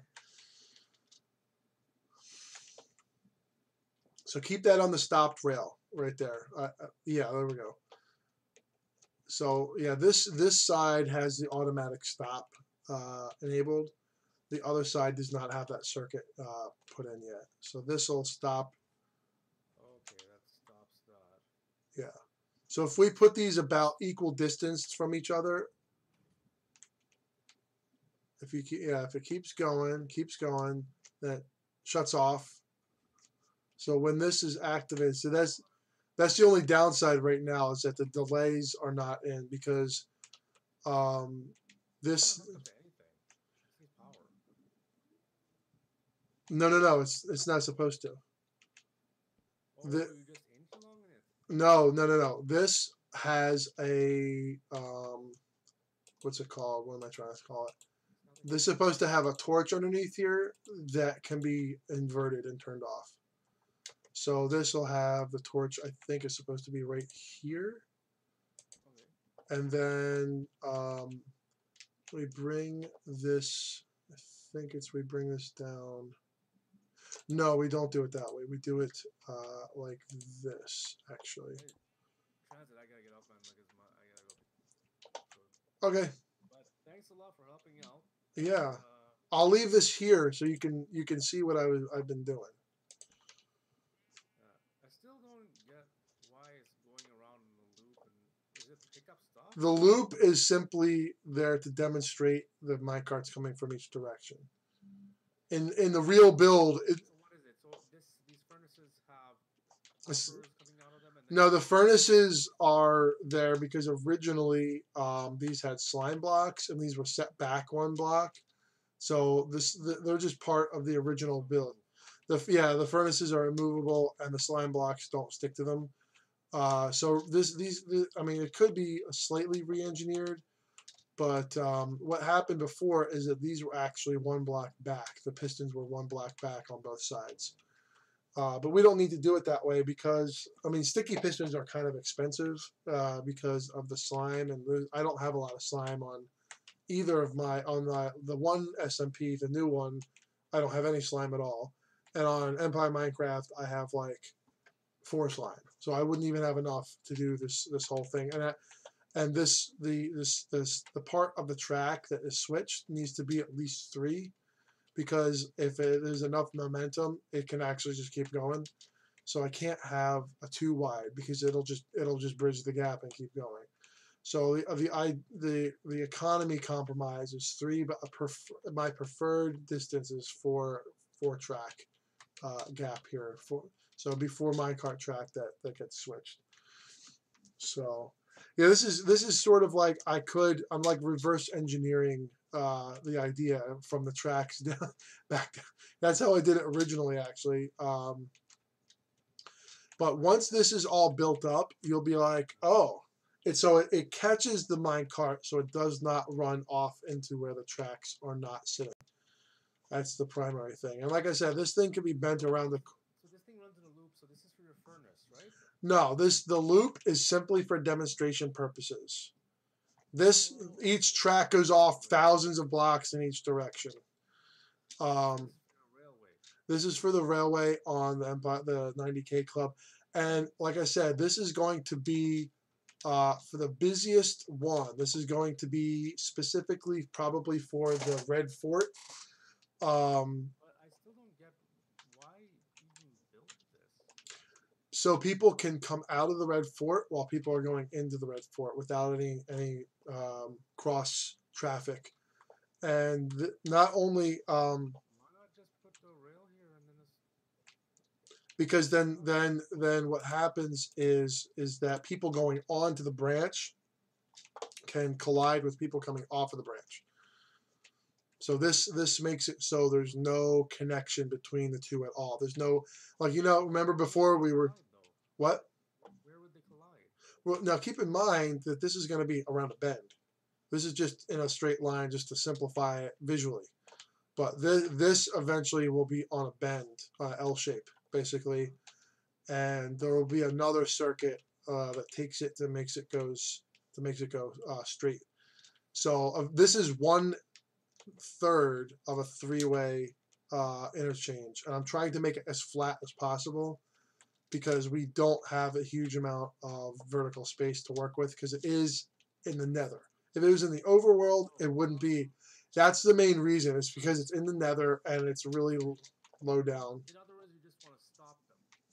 I want to stop it and for one to go by and then yeah. keep going. Exactly, because these, like the curves here, are not going to be an issue because it's either going to it's the minecart's going to have momentum to travel through. Is it going to be an intersection? This is, like I said, this is 1/3 or 2/3 of a three-way intersection. So imagine right here, this track goes off, this whole thing goes off this way. Okay, so yeah, it's going to be a three-way intersection. So I've only built the part where the tracks, the minecarts don't get don't conflict with each other. So this is the traffic can only move through this one minecart side at one direction at a time. And the reason we want that is because eventually this circuit will feed into this guy right over here. And so this will be really, really simplified once I can make this circuit over here automated once we plug it in to this guy here. So that way it'll be completely automated and it'll be very, very flat. Only four or 5 blocks total height. Why don't you come over here? Hold on. Here. Okay. I don't want to get lost though, so let me get my coordinates down real quick. /home. Yeah. Do /set home space railway. Okay. /set home railway. And you have that set as your home. Okay. This is the original design for the switching mechanism. It uses something similar to what you might be thinking about. Mm-hmm. So what this does, again, it comes here, branches off, goes in here, but when it gets in here, this closes. So it gets in here, it passes through here, goes through the binary brain, comes in here. This thing ahead of it, this closes. And also, once you get in, the one over there also closes. And it goes like this, bump, bump, bump, bump, waiting for the intersection to change. Oh. When this comes back up and over, it gives a ticket, and then it takes the ticket and goes. So the ticket tells the system which direction it's supposed to be going in. Yeah. Like a packet ID or something like that. Exactly. The smart rail system that I build is based on networking. So this right here allows the items to come out as while it's waiting, basically. This is the ticket. This is the binary brain. It takes a ticket and says which way does it. Oh, so so these hoppers have something in it, but it can't go through unless it matches, basically. Exactly. The other smart rail system that I had with this is how I started with the autonomous minecarts. Mm-hmm. Yeah. This is the first thing. I switched to the other model. Yeah. Afterwards, because with the ramps. Yeah. Because EMC wasn't allowing for pushing rails like this. Mm-hmm. So I didn't. I just abandoned this and went with the other one. Otherwise, yeah, I would have kept it like this and it would be just fine, right? It Yeah. would be just fine because you just went back and forth. You don't have all those problems that you have with minecarts acting weirdly on ramps. Yeah. Right?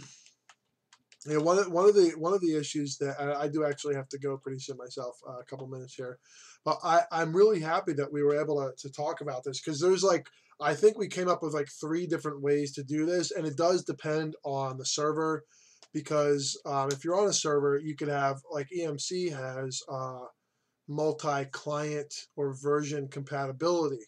You can come on there with 1.11 and log on, or 1.13 and log on. Some servers lock that out, and you can only come in with one version. And I think that's probably why you can't do that with the Rails, because the redstone between versions is actually different between 1.11 and 1.13. The piston. It also has to do. iCard disabled it. Yeah. That's what happened. He disabled it because there is a rail duplication glitch. Okay. If you use pistons and slime blocks. Yeah. And you push the rails with the pistons and slime blocks Yeah. quickly enough, repeatedly with a very fast clock. Yeah. The rails will duplicate. Oh. It's an easy way to get rails, but it gives the player an unfair advantage in that they can always be creating rails and then sell all the rail. Screws up the economy on EMC.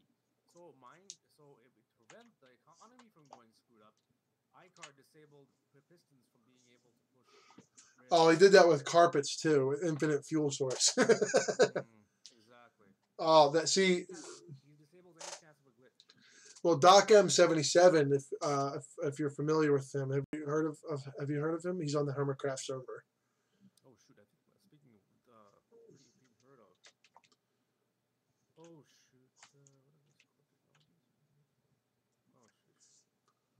So Doc M77 from the Hermitcraft server actually built a infinite fuel source using a carpet duplication machine, where even though carpet doesn't give you a lot of items per carpet, it doesn't matter because you have an infinite supply. So it's not like you have to keep going and get carpet. But on some servers, like on Empire Minecraft, it's disabled. And the reason why that is because you can just get infinite drops, which is definitely unfair and definitely not a good idea to have on a server where there's a very very complicated economy. Exactly. So that's why I chose, because of all these glitches involving pistons, I chose to make my system pistonless. Mm-hmm. So what's this thing over here? Come over here and tell me about this thing over here. This looks like a terminal station or something like that. I think you were telling me about this before. I don't remember. Oh, this is cams. Oh, okay. This is just another terminal he was making. He was planning on building something like this. I turned it down because he didn't need it for the site. Like basically, it was a intercity railway. Okay. We don't need it because we have, it's maybe too much. But let's. It's too much materials. Yeah, among other things. Let me just see if I can get the rail station. Let me come over here. Okay, so you want to see what the smart rail station is looking like? Yeah.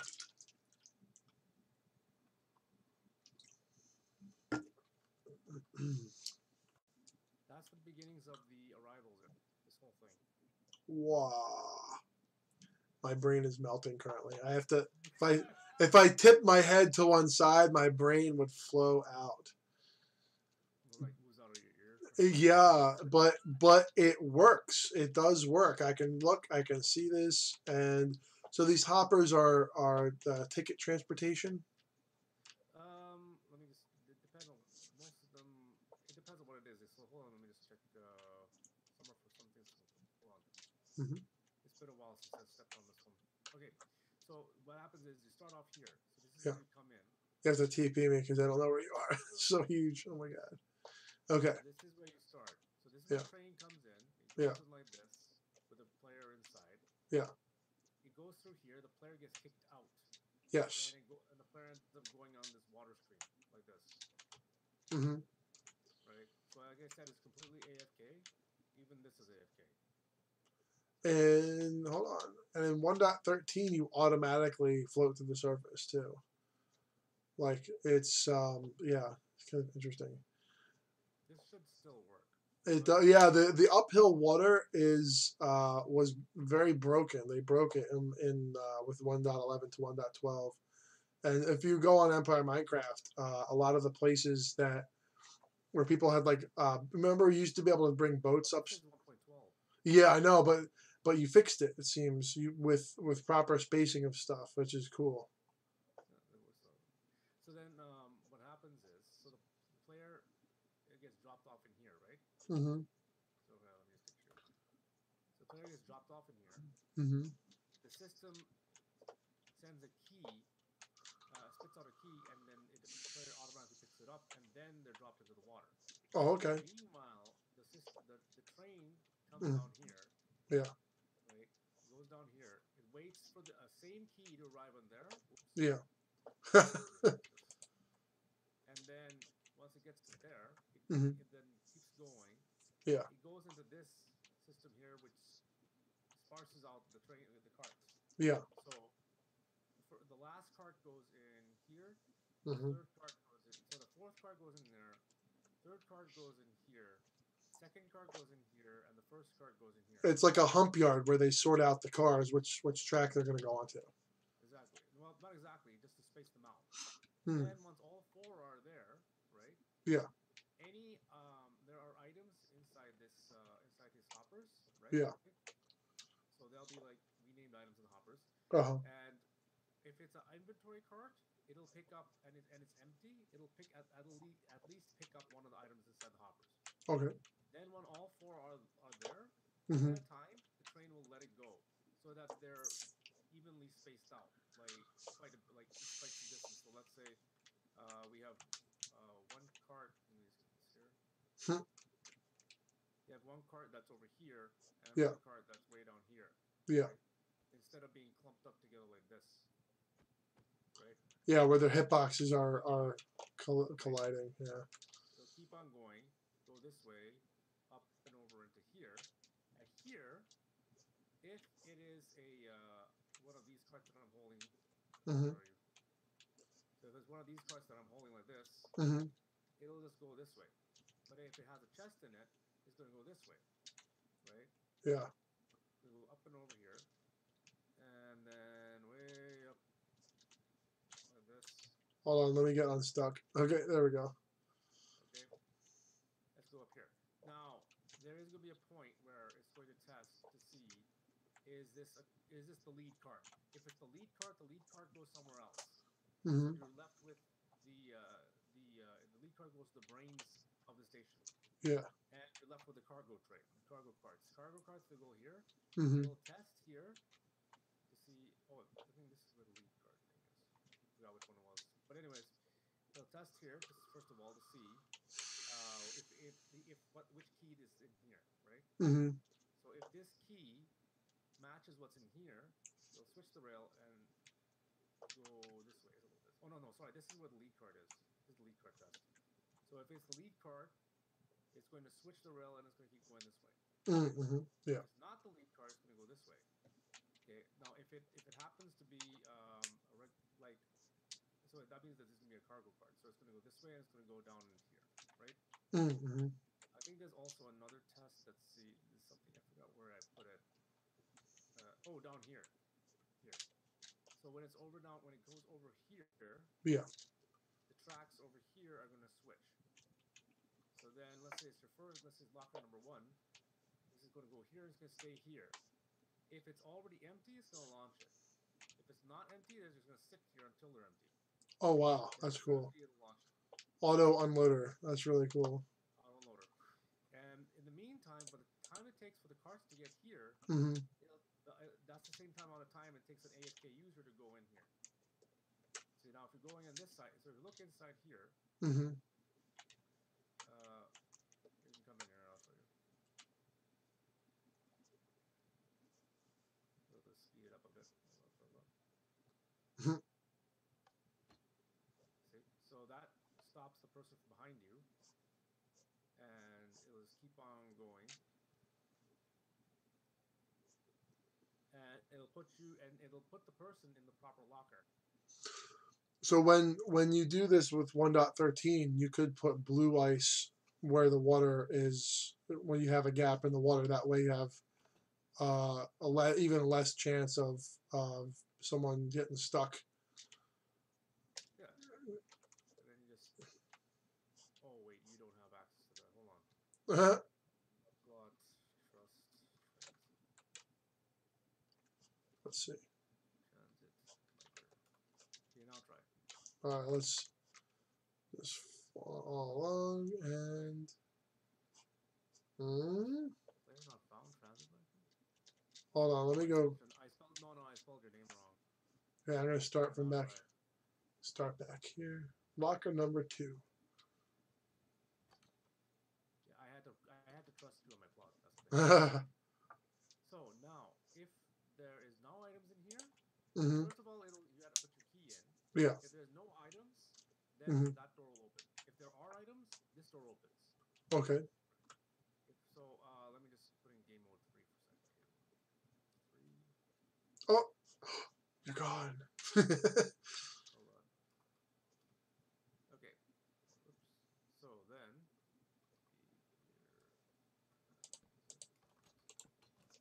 So then, what happens is if you come in here, yeah, I come across here, this is going to open up. These 2 blocks. Right now, this chest is locked. Yeah. The moment that you're in here, this is going to unlock. So there are pistons behind here? The pistons behind here will pull the blocks back, and then you'll be able to access this. From here, Oh, you can do wow. one of 2 things. You can either put stuff in your ender chest, or you can put stuff in this chest, right? So then afterwards, you just come down this side, and it's not going to let us through because we don't have a key and all that stuff.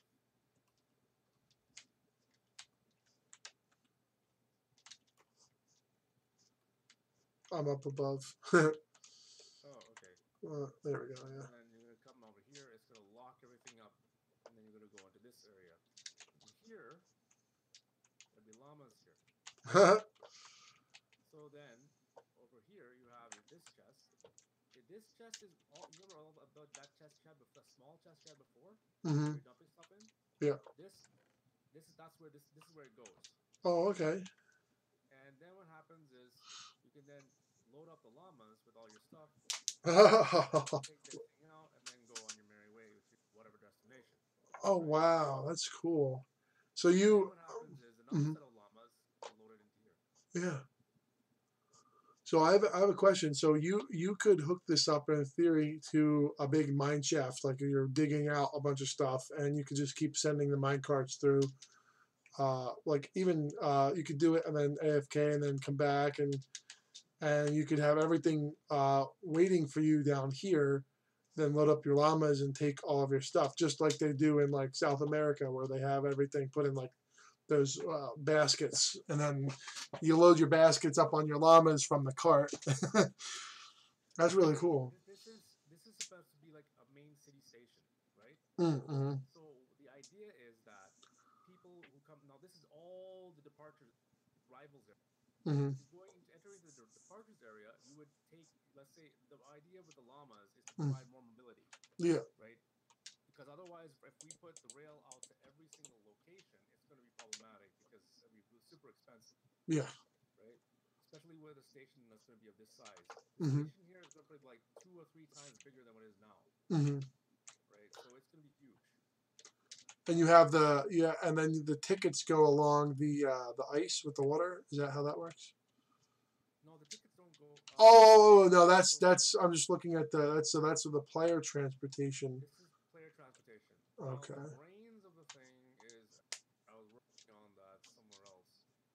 I have to recall exactly where I was working on. But Hmm. there is a brain of the station where the lead cart goes Uh-huh. and it starts emptying its contents into the brain of the train, the brain of the station. Mm-hmm. And that allows that. So basically, it's basically like a runner between that. The lead cart acts also as a runner between stations, Yeah. right? So, and it's because it's completely automated, the users don't have to worry about what is this, right? Yeah. It goes along with them. So what happens is, let's say this is station A, we have Mm-hmm. another one, station B and station C. Yeah. We have a lot of people going from station B to station C, and so let's say from station A to station C, Mm-hmm. and all the tickets for station C are being sent all the way to station C, and station A is running out. Okay. So after a certain point, station A is going to load up a package. That's one of which or it could be that's also running on mine cards too, right? It's Mm-hmm. running on a mine cards, it's running on a tickets for station C. So it sends a message in a setup. It'll create a package where you have station A, Mm-hmm. whatever it is. Sorry. So what station A will send out this package where when and complete this package, and then it'll it'll put it at the departures area. So the next person who says I want to go to station C, it'll Yeah. load up the train with this package Yeah. that then gets sent off with that person going to station C. Then station C gets the message. Then what happens is they prepare up. The station C prepares a package with a whole bunch of tickets for station C tickets. Mm-hmm.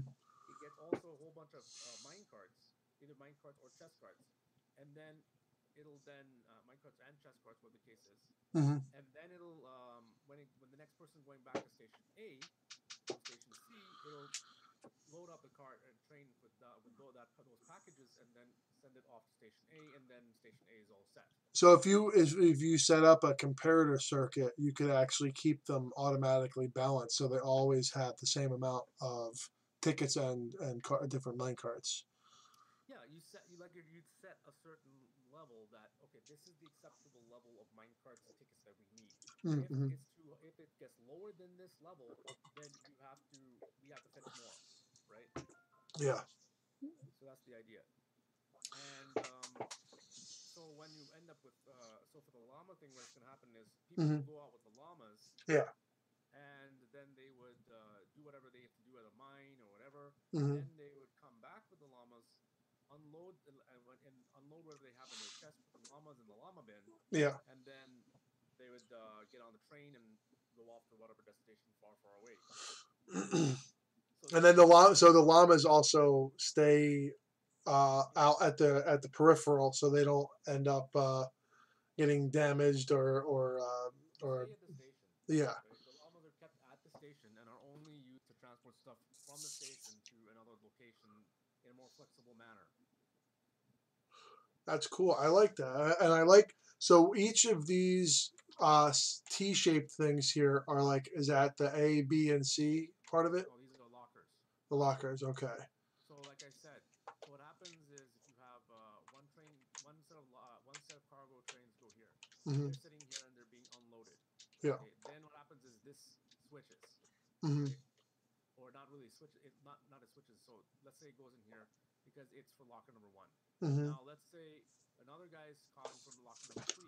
Yeah. So then it comes in here. These rails will switch, so it goes all the way down to locker number 3. Okay. Right, and it'll stay here. And then if you have another one, it's locker number 2. It'll go here. And you can configure so how the lockers how they configure they just are they per line or is it per user or how are they set up exactly? One locker per user. So essentially, it's kind of like a stack or a buffer. Okay. If you think about it. Yeah. So each locker has a key. Mm-hmm. And each key is dispensed Mm-hmm. to the users in the train, and they go in order. So locker number 1 will be dispensed first. So then the key for that. Then locker number 2 key will be dispensed, and locker number 3 key will be dispensed. Right. Yeah. 2 and 3 will not be dispensed if one is there. And So the other thing is that this is expandable. You could it's like modular. You could expand it. you actually you can't go past 3. Okay. There's So you could either have 1, 2, or 3. because if you come here, I'll show you what I mean. Okay. Come down here. It has nothing to do with this. It has a lot to do with how the keys are dispensed. Mm-hmm. See, so if you look here, Yeah. this is where the keys are dispensed. Okay. So you have one for locker number 1, 2, and 3, and they spit into one hopper. It goes off and gets dispensed into the user. Okay. So if you wanted to do more than that, you'd have to have a second amount of 1 to 3 lockers, basically. Well, you could technically expand this. Mm-hmm. Actually, you could. It's going to be a lot more complicated, but you can do it, right? Yeah. So you would have to then have the 2 station sections talking to each other. Mm-hmm. So basically, this ensures Mm-hmm. that the person with locker number 1's key Mm-hmm. has their train go to locker number 1 and only locker number 1. Yeah. So the locker system is not expandable per station, you'd have to the whole station is basically one module with between 1 and 3 lockers. Yeah. So if this has 3 keys in this system, you have to have 3 lockers. Okay. This has 4, and you have 4 lockers. Mm-hmm. See? So this key mechanism is one module. Okay. Module. And it basically goes from this bottom part Mm-hmm. all the way up to here. So you could, in theory, have like a north half of a station and a south half of a station and have 6 lockers total. I guess you could do that. So it's like kind of like mirror it, like north to south or east or west. Because I do know that Rails. Yes. Because what you could do is, Mm-hmm. all 3. That's a good idea, actually. If all 3 keys are gone from here, then what happens is you could have a rail that switches and goes off to another side. Yeah. And then you have another 3. The only caveat with that is that Rails they have a preferred direction or something. I don't remember exactly how that works. But you can fix that by using a redstone torch. Yeah, right. You just have to make sure that's not powering anything, or unpowering anything. You can like switch them as needed. So yeah. Wow, this is amazing. So yeah, you could not only, if you really wanted to. Say what? I think the biggest this type of station design could be would be 4 of these, because any larger than that, and then you would have you start have to have chunk loading issues, and so you could have. It would be pretty massive and pretty loud. So you could mirror whatever is built right here, and then you could mirror that, like on the east west and then the north south. So you could have 12 total lockers, and if you needed more than that, you would actually have to I'm not sure the height of this, but it would have to be tucked underneath. So yeah, it is expandable, but they would have to the station segments would have to be able to talk to each other. They'd have to have individual terminals. Yeah. Or you could have a central sort of smart terminal thing that would send the mine carts to the different thing. That actually might work. It does. And all it depends. Like you'd have this can be terminal 1. Yeah. Terminal runs out of keys. Mm-hmm. Then it'd have a switching mechanism that will switch it to terminal 2. Yeah. Then you have terminal 2 that has another 3 set of keys. The terminal 2 was run out. It switches to terminal 3, and it can keep on going like that. And you could and then so if you mirror them, like let's see, that's so east to west, and then south to, I guess it would be south instead of north, it would be south to north. It would be massive. It would be massive, but it would be awesome. And not only that, the only way to expand it from there would be vertically. So you would have to make sure that if you did want to have future proofing in mind, you would have to make sure that you had enough, that the bottommost block had at least 1 or 2 blocks space. So you're not powering anything or blocking anything.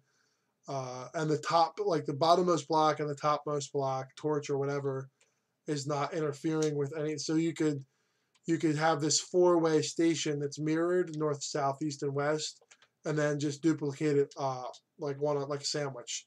So you'd have a giant terminal sandwich. I have to go now, but I just wanted to point this out. Look at the shadow on the ground on here. It looks really cool. Looks like some virus taking over or some bacteria on a piece of meat or something. It's kind of cool, actually. That is so neat. Hold on, let me just. I'm gonna have to be like, of course I have to throw the thing all the way down here.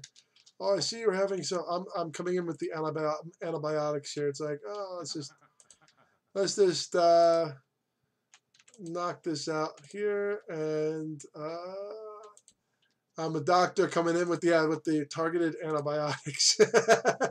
Wait, hold on here. Almost done. And I think 2 more. Yeah, I think 2 more should probably do it. 1 and here, is that it? Oh no, we have some residual infection over here, but that'll clear up on its own. And there we go. Oh no, look, we have a really nasty right here. There we go. Yeah. There we go. We just have some scar tissue left there. That's this little shadow of the scar tissue. That's really funny, actually. But yeah, and then the other thing you could do is you could have a daylight sensor, and if it's nighttime and the player hasn't slept in a while, it could hold. I'm not sure if you could detect how long a player has been awake for, how many days. I don't think that's a detectable thing. But you could have the player be in an area where the phantoms can't get to.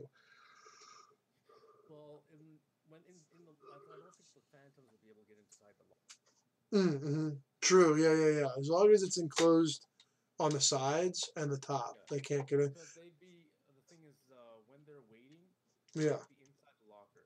Okay. Right? So, when, like, for instance, like when they get over here, right? Yeah. Where are you? I'm down below. So this actually looks really cool from like below. If you were down here, like if you come in here. Yeah. Right. They'd be stuck waiting here, right? AFK inside this place, right? Yeah. So they'd be staying here. Like I could probably put a thing up there that basically makes a little ding dong, ding dong, ding dong noise whenever when the lights come on, right? Yeah, you could have it do, like I said, like a daylight detector or something like that. Yeah, daylight detector outside and like dong dong dong dong. Yeah, it's like dun, you can leave now. It's safe. Yeah, it's daytime. Because you don't want to bed here because then your spawn gets messed up. Yeah, exactly. It's like, how can I'm back here and everything is I lost all my items. It's not in the locker. But my favorite thing is here is looking up from below here. It's like it actually looks like an integrated circuit from up here. It's not a nanometer process. This is like a meter process. This circuit, if you printed it, it would be was 70, 80 meter process. You have the silicon, this giant slab of silicon. It's like, it's like 50, it's like 150 by 150 meters. And you'd have this gigantic piece of silicon, and you'd have to worry about like local insulative pockets and local resistance and stuff. So the other thing I like about this is that there aren't any blocks that I can see that are not covered. It's the essentials. Because if you ever have a block here that's not covered, like down here, there's a lot of shade. So that fixes that. So yeah, one of the other things I like about this is it's just like there's nothing unnecessary here. It's just like how much it needs to work. That's exactly what it is. With my system, I'm doing it kind of backwards. Let me do back home. I'm doing it backwards because I already have my tunnel. It's already built up. So I at some point, probably next week or two, I would like to come back here and build this the rest of the way out. You can get your own plot if you like, here. Oh no, yeah, but this is already built though, man. And I already I have it in my head now. I'll So, copy it there for you. okay. Yeah. So yeah. So this is basically what it looks like. There's a few missing circuit items, and some of the circuits aren't exactly correct. But this is basically not too far. Slash plot space auto.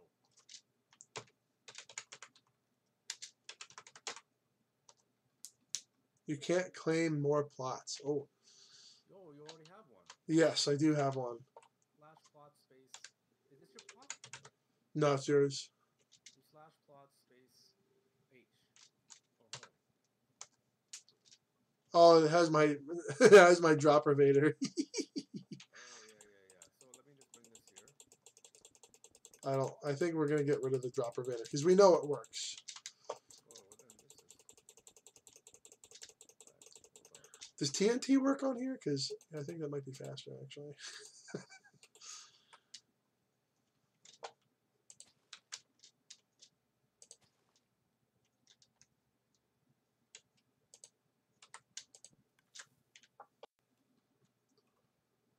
Boom. No, it doesn't work. Okay. Oh, this is going to take a while. There you go. Here, transit. Where? Oh, is it? Oh, it's over there. Very nice, very nice. So I have to do. Is it the whole thing? I think it is. Oh, it is. Cool. So I okay. So you got it on your plot, so Let's I see. can move it. So just go here next time instead of going to my plot. So what's I have to do? P set home or something? How does that work? Just do slash home space. Do slash set home space rail if you want to. Over on this side here. You cannot set more than one homes. Oh, do slash del home. I think it is. DEL. Yeah, or delete home. I think it is.